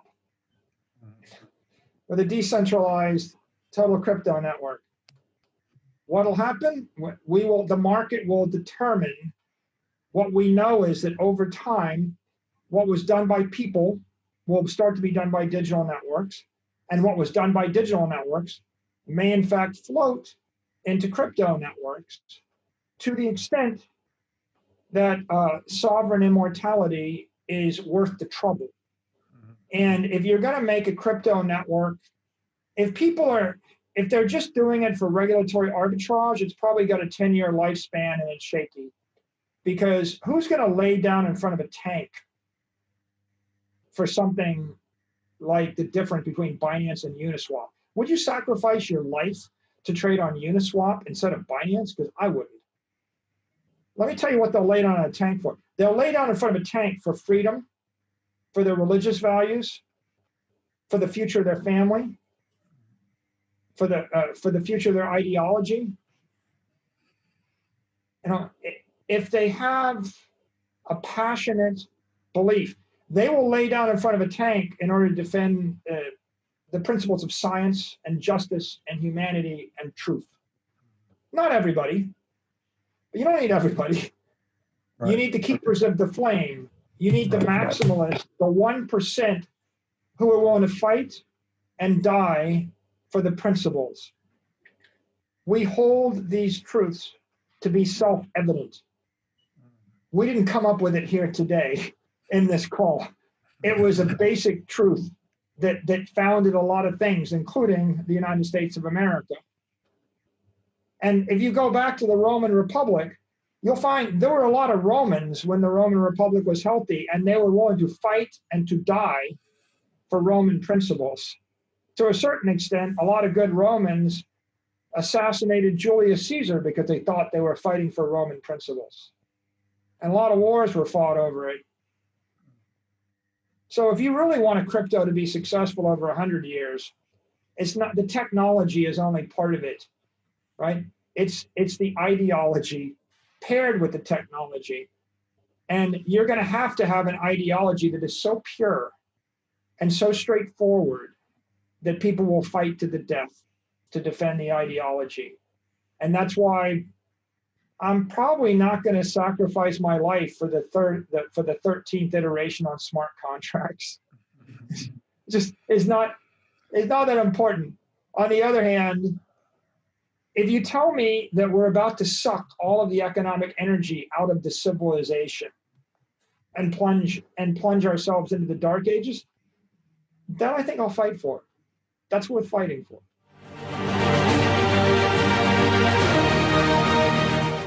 All right, guys, that was episode 8, and man, just another big deep dive into Bitcoin and its implications globally, really. So we started the episode out talking about the divinity of engineering, and as Saylor mentions, which is the mascot from MIT, the beaver, right? The reason the beaver is the mascot of this engineering-focused school, MIT, is because the beaver is really special, right? He actually goes into nature and harvests materials and re-sculpts the flow of rivers, frankly, by damming it and using his wits and ability to build habitable structure for himself and his family when he goes to reproduce. So the beaver ends up being this symbol for this divine quality that really life has, which is engineering. This divine quality of engineering has found its highest expression in man, right? We have, at least so far as we know, we're the animal most capable of harnessing this quality that the ancients would call the logos, right? Which is its ability to confront the chaos of nature, dissect it with the categorical capabilities of our mind and our words, communicate about its properties and qualities, to learn about nature, and basically convert this unexplored territory into explored territory, and convert chaos into good and habitable order. And this is a really deep and ancient idea, but it's something fundamental to life and to humans. And, you know, civilization itself, we can think of, is just a bubble of this habitable order amid the unlivable entropy of the universe, right? You can see this even in, like, where I'm from, the southeast United States. There were areas in, say, Mississippi that were just not habitable whatsoever prior to the invention of the air conditioner. So that's maybe one extreme example, but there were literally places, geographic locations on Earth, that we simply could not live until we became sufficiently advanced technologically. And Saylor has a great quote on this. He says, quote, "Humans are divine when they engineer a better habitat for themselves and those they love through their intellect," unquote. So again, this to me points back to work, right? Which Bitcoin, as we've discussed, it's money rooted in proof of work, as gold was. And work itself is a noble pursuit, right? It is the means by which we convert chaos into good and useful order. And I would argue that it elevates our timelessness, right? It's actually giving us, allowing us to accomplish greater results with less efforts in terms of making productivity gains. It's also lowering our time preference, so making us more long-term oriented. And in this process, we develop more morality, more selflessness even. And we develop greater survivability, right, as a species. So when things, the entropy of nature inevitably creeps in, we have the ability to respond to it, right? If there's a natural disaster or something of that sort, we can harness resources from other pockets of civilization and channel them into the affected area such that they can recuperate. So I thought that was a just really interesting topic. And it points towards the instrumentality of Bitcoin in helping us better focus on this divine quality, right? Bitcoin really is money purpose-built for entrepreneurial experimentation, which involves, engineering and problem solving. Whereas you could look at something like fiat currency, much more based on bureaucratic theft, right? That we're talking about individuals and organizations that add no value to the productive economy and just siphon value off of those that do go out into the world and engineer. So in that sense, by re-enabling and re-energizing work itself, we could view Bitcoin as a form of divine money in a way. And then we got into Bitcoin as a medium of exchange. And there's a bit of in 2017 during the Bitcoin Cash fork wars, there's a bit of delusion related to this word cash in the white paper, where Satoshi called Bitcoin originally peer-to-peer digital cash. And the thought was, at least by, say the Roger Veres of the world who represented Bitcoin Cash, that Bitcoin needed to be used in day-to-day transactions.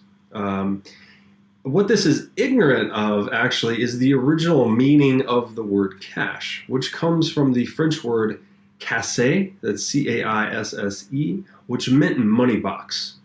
And this was used as a term in the 19th century to indicate final settlement. So it was a bearer asset money, right? Physical gold and physical silver was said to be cash. And only in the modern age have we sort of repurposed this word to mean the government debt certificates that we trade with today and call money.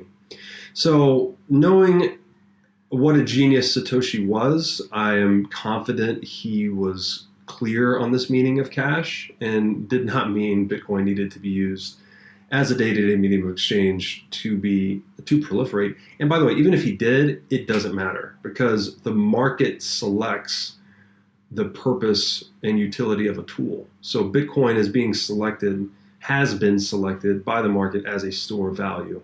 And that's the direction we think it'll keep going.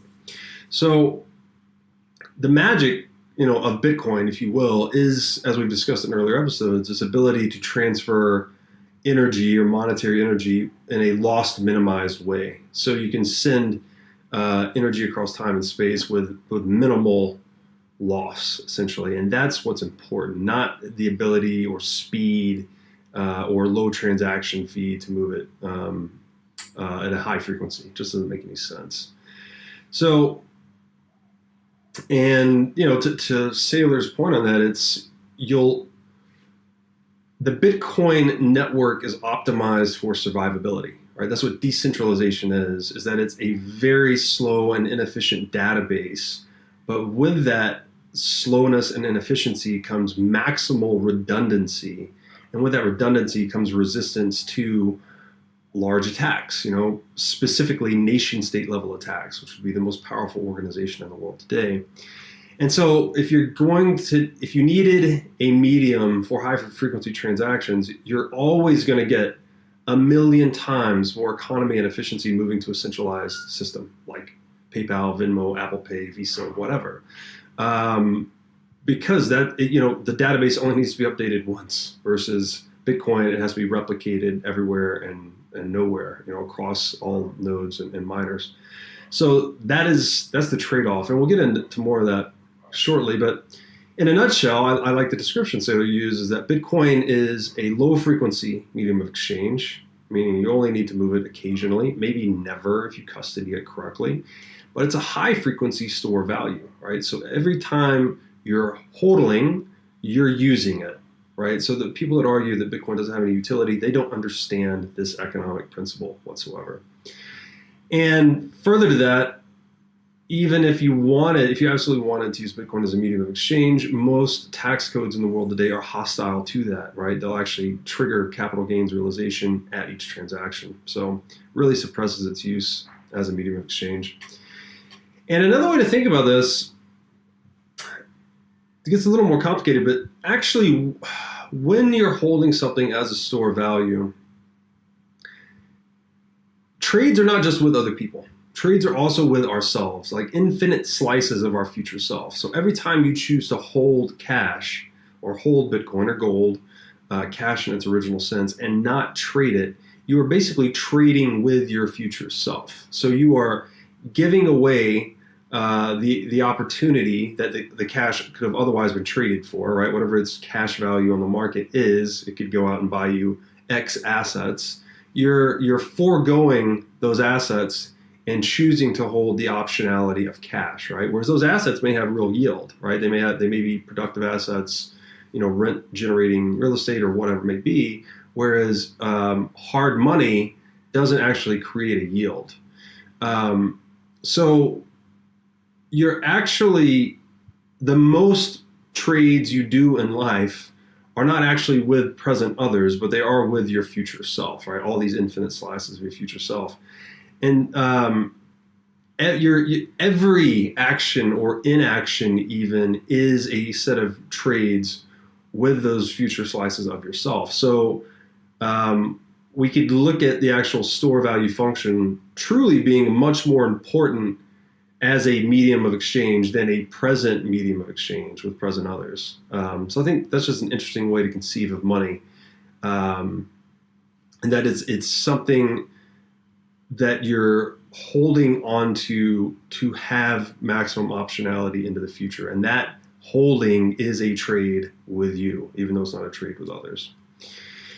And this also dovetailed into, why Saylor chooses not to compensate people in Bitcoin and why he thinks it's a bad idea to do so. Because again, if you're using it primarily as a store of value, you may not sell it ever or for, say, at least 100 years. By choosing to compensate people in Bitcoin, you're accelerating that tax bill 100 years into the future. So that's a really bad idea. You're also increasing the accounting complexity of the business, which would be the payor and the payee, right? They both need to mark Bitcoin to market at each point of transaction.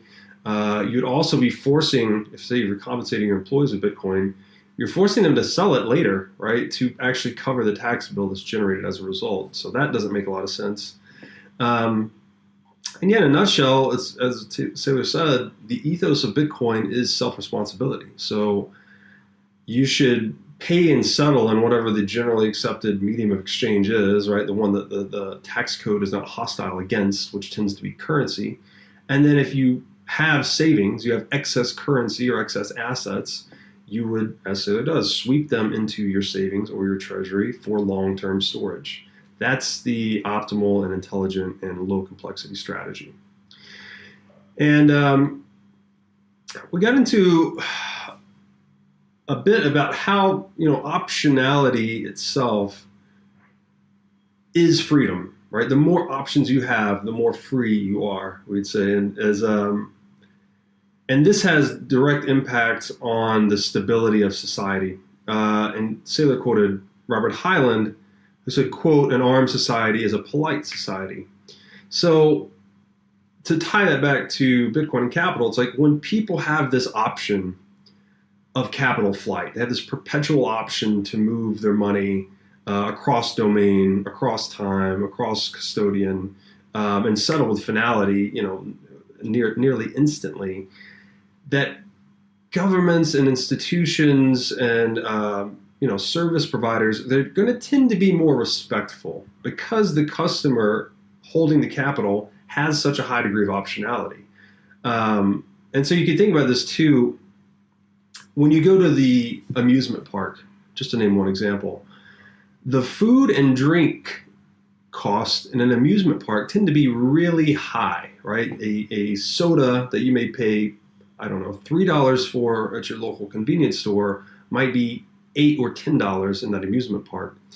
And it's because the amusement park has what's called a captive audience premium, right? You have no other choice. You have no other options to buy food or drink once you are inside the bounds of that amusement park, and they can effectively charge you monopoly style prices. And if you look at Bitcoin and capital through that lens, it's kind of removing this captive audience premium that legacy financial institutions tended to have, or nation states tended to have, over users.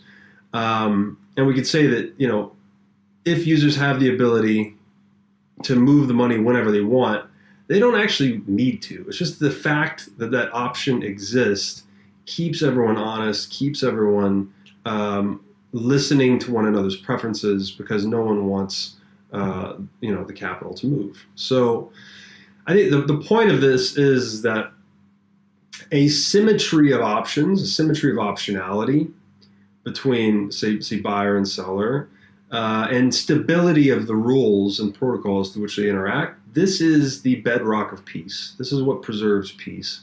But when you get asymmetries, right, when one group has a lot of optionality over another, that's when you get predatory treatment.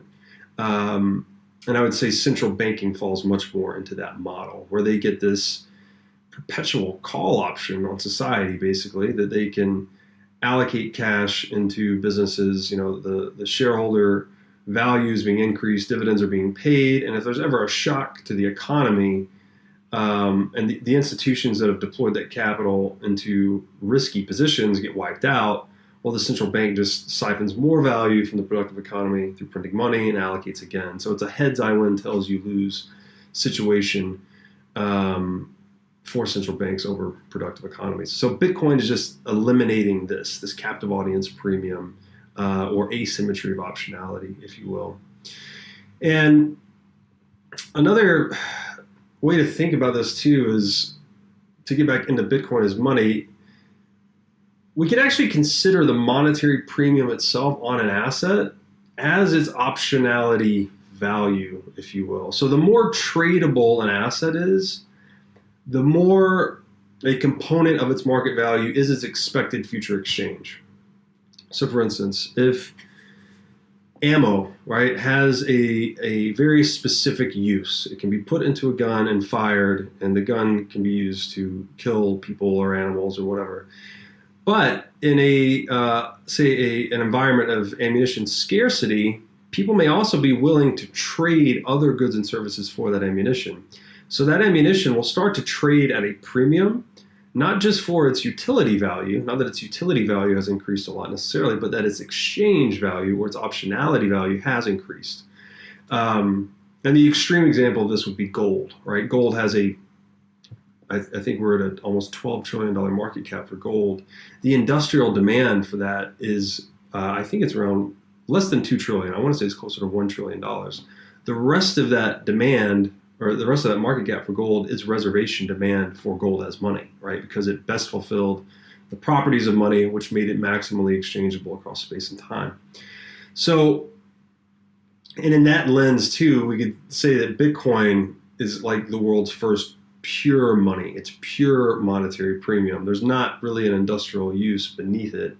Some have argued that actually the transaction network was kind of the original utility that bootstrapped its monetary premium into existence. Maybe you could make that argument.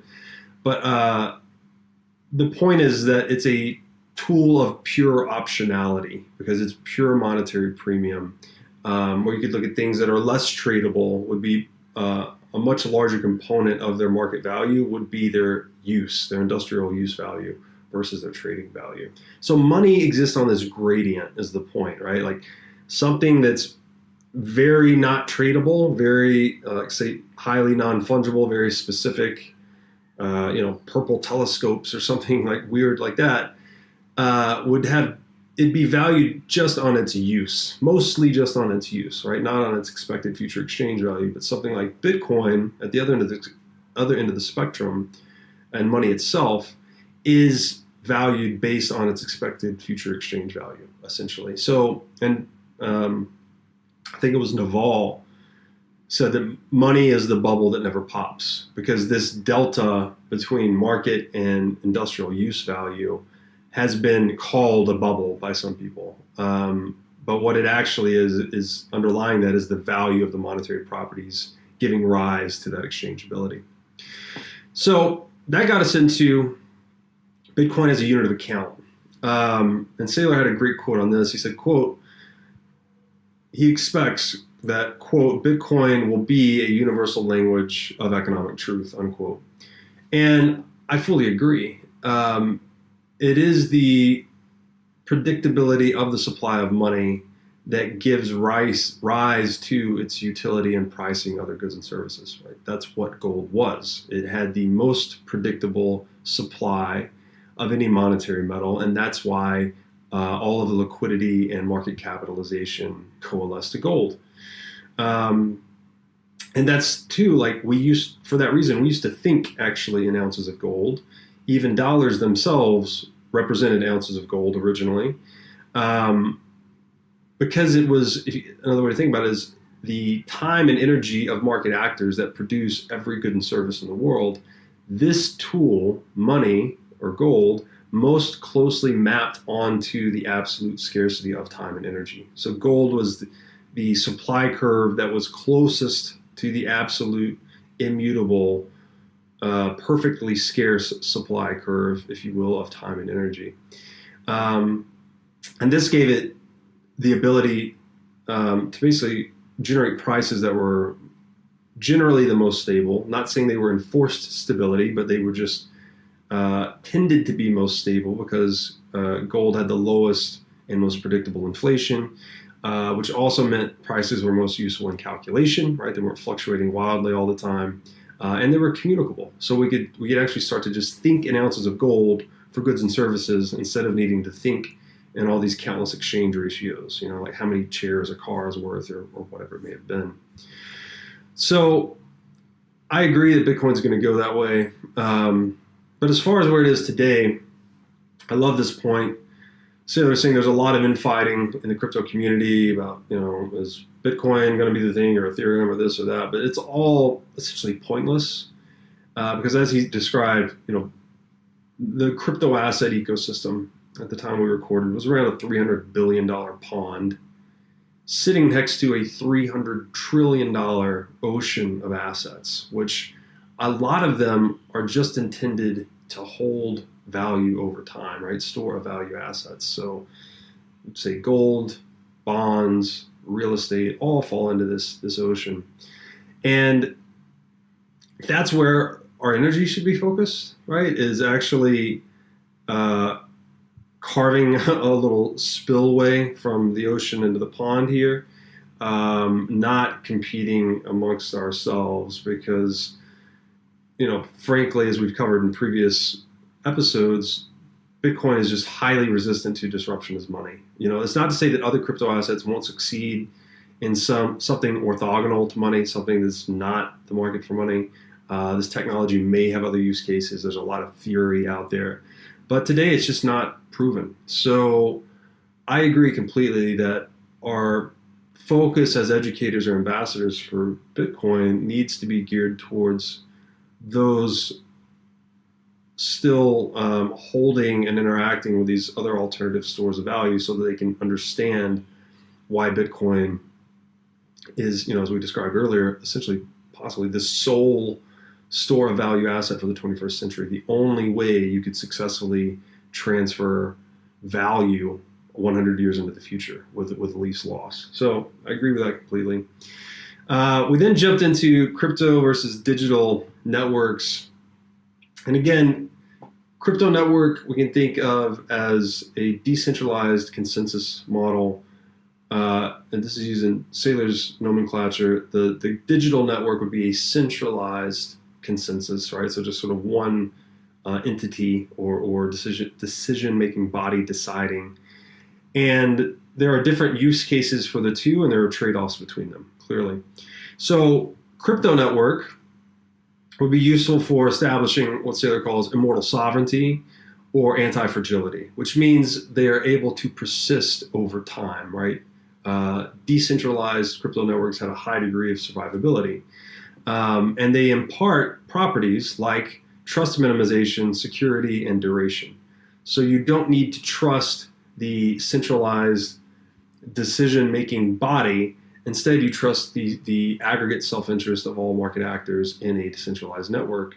And this is, clearly this is gold or this is Bitcoin, right? These are, again, gold, not, it's not built on cryptography per se, but the inability of producers to create gold in a lab, right, basically meant that the whole world was decentralized around gold as money. There was no political actor that could control it until central banks accumulated a large stake in the supply and started manipulating it in the gold derivatives market, which we've talked about before.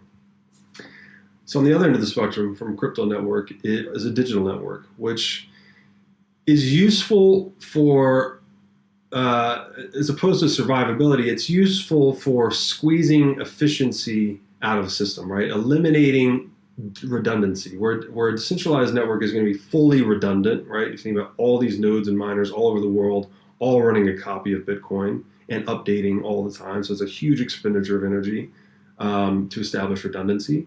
A digital network is going to just have one sort of record base that can be updated very quickly, very low latency, very low redundancy.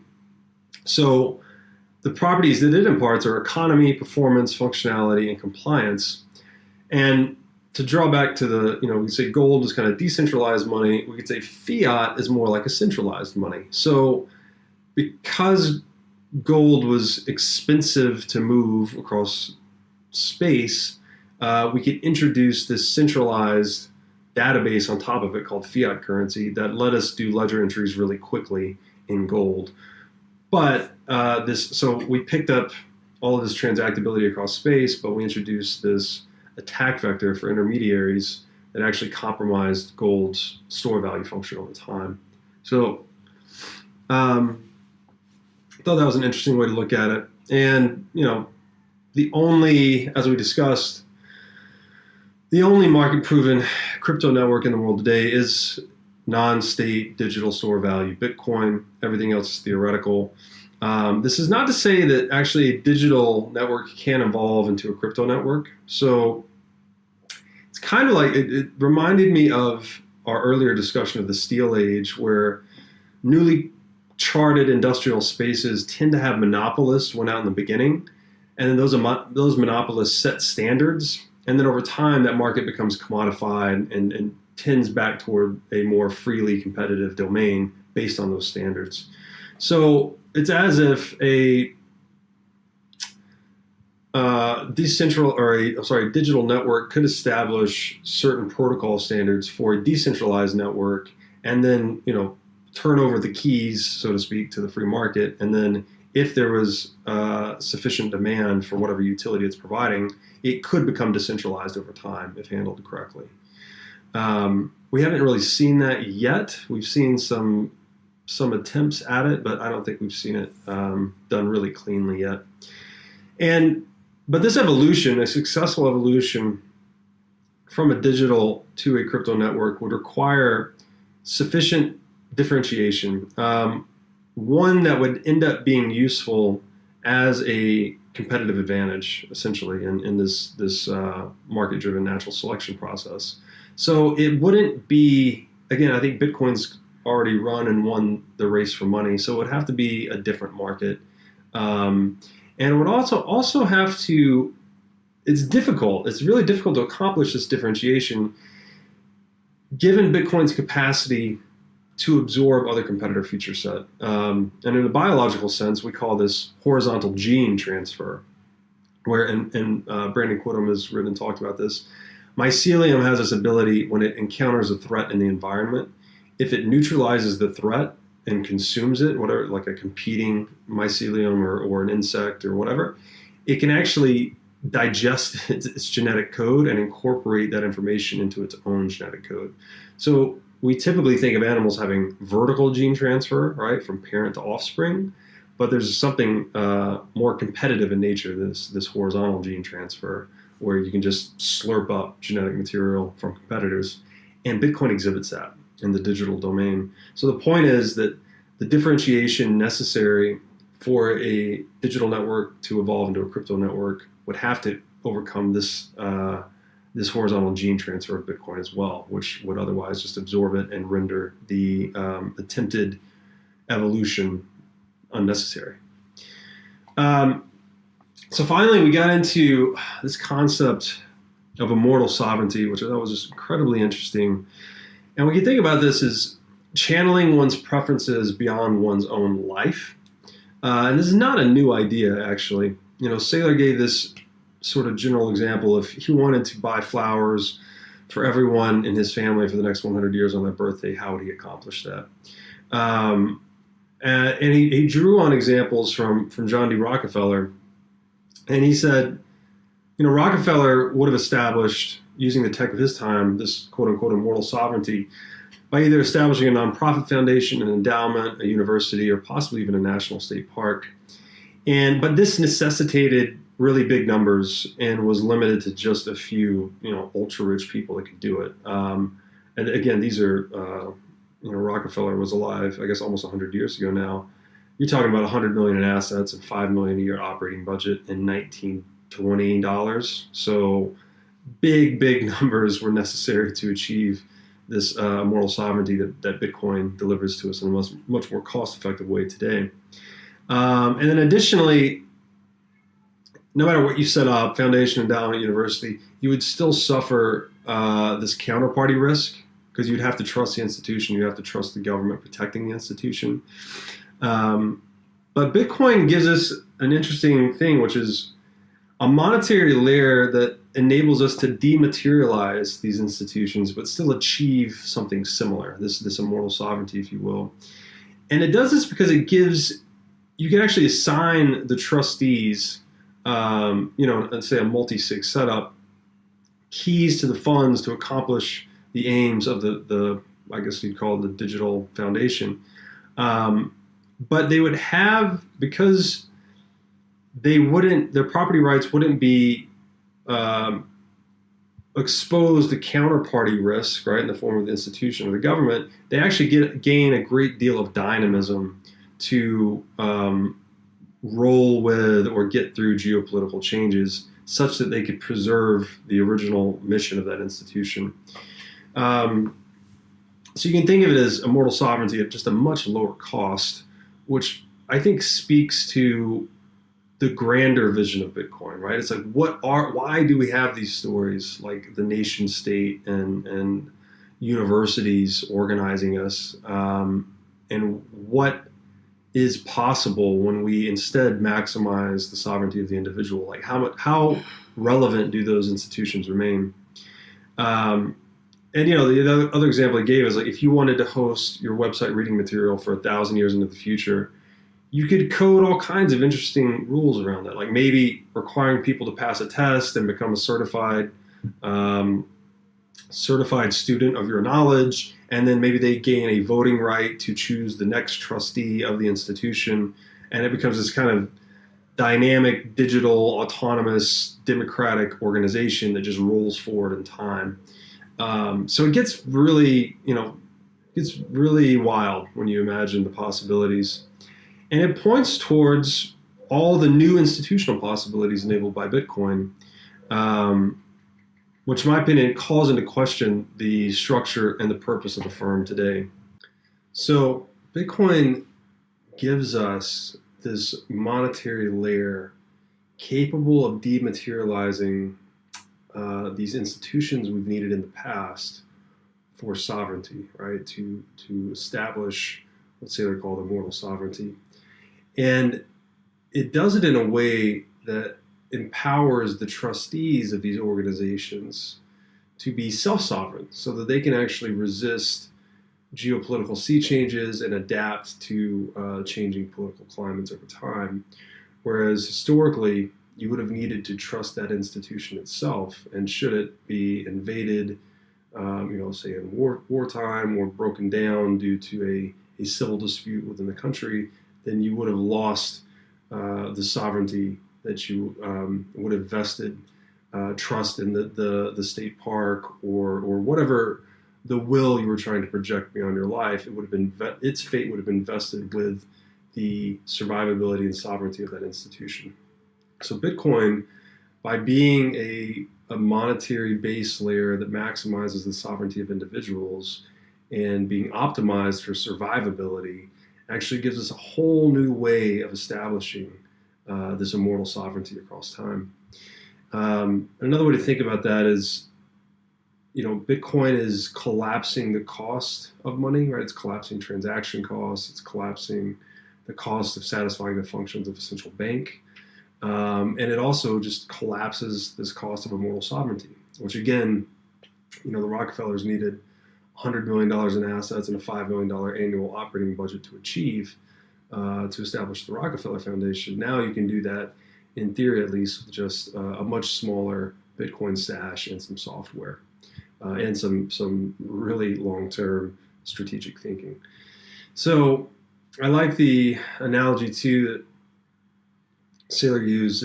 If you wanted to, say, host your website reading materials for a course of 1,000 years, you could actually chop up the keys to that institution, the endowment, the Bitcoin endowment for that institution, give it to 5 trustees, encode a set of rules such that people have to read your materials and pass a test to maybe gain a voting right, so that they get to decide who replaces the succession to each trustee.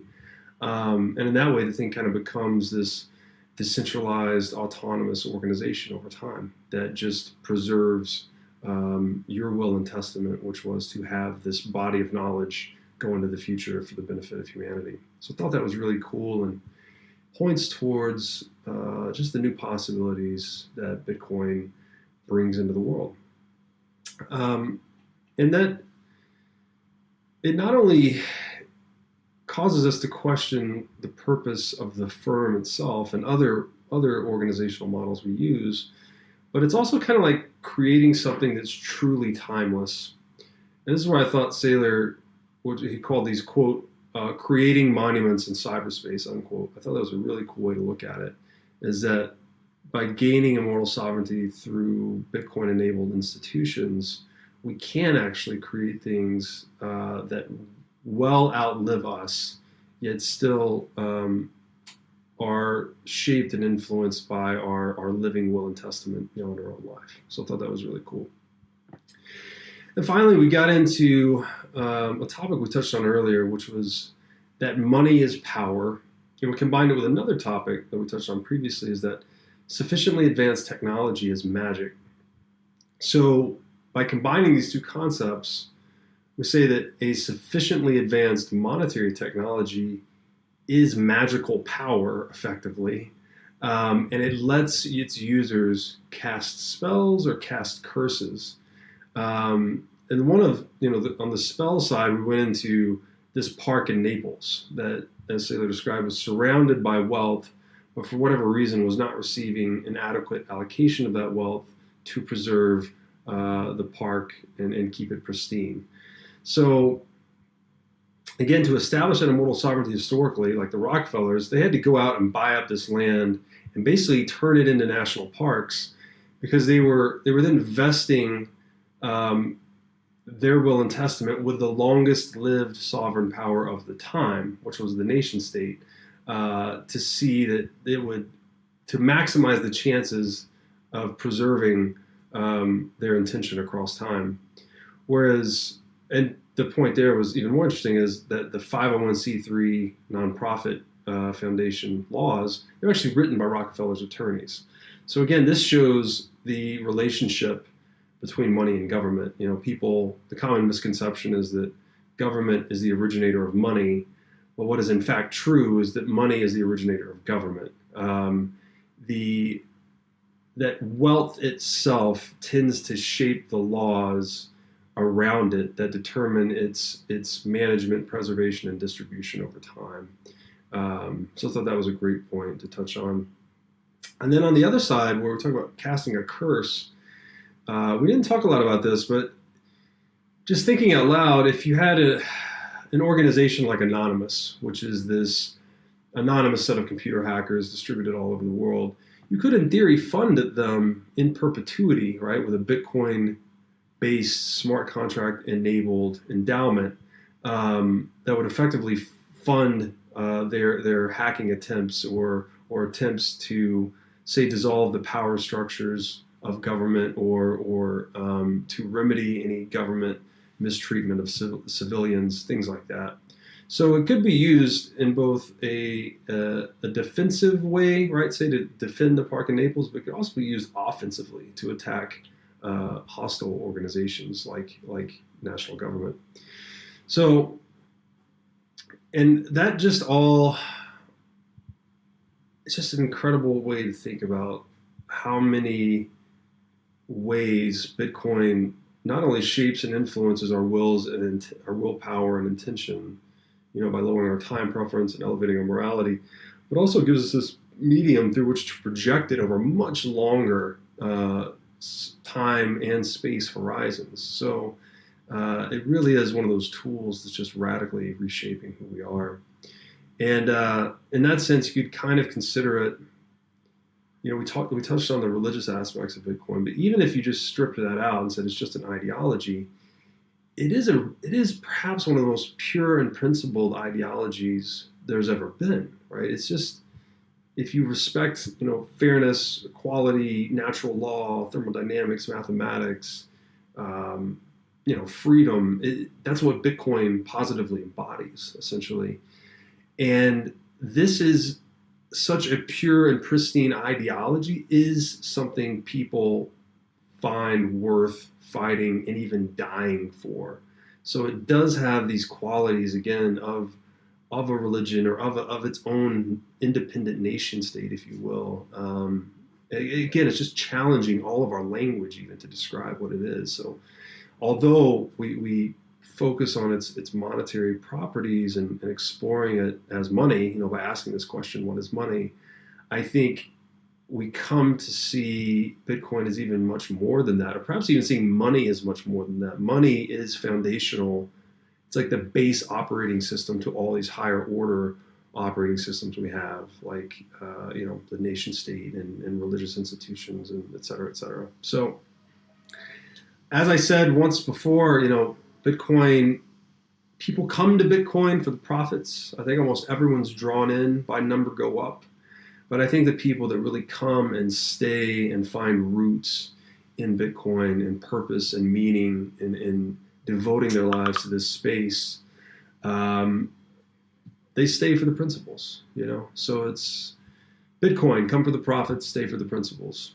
So that was it. That was episode 8, guys. I hope you enjoyed that one. This has just been a dynamite series so far. We've got at least one episode left. So look forward to that, and I'll see you back for the next one.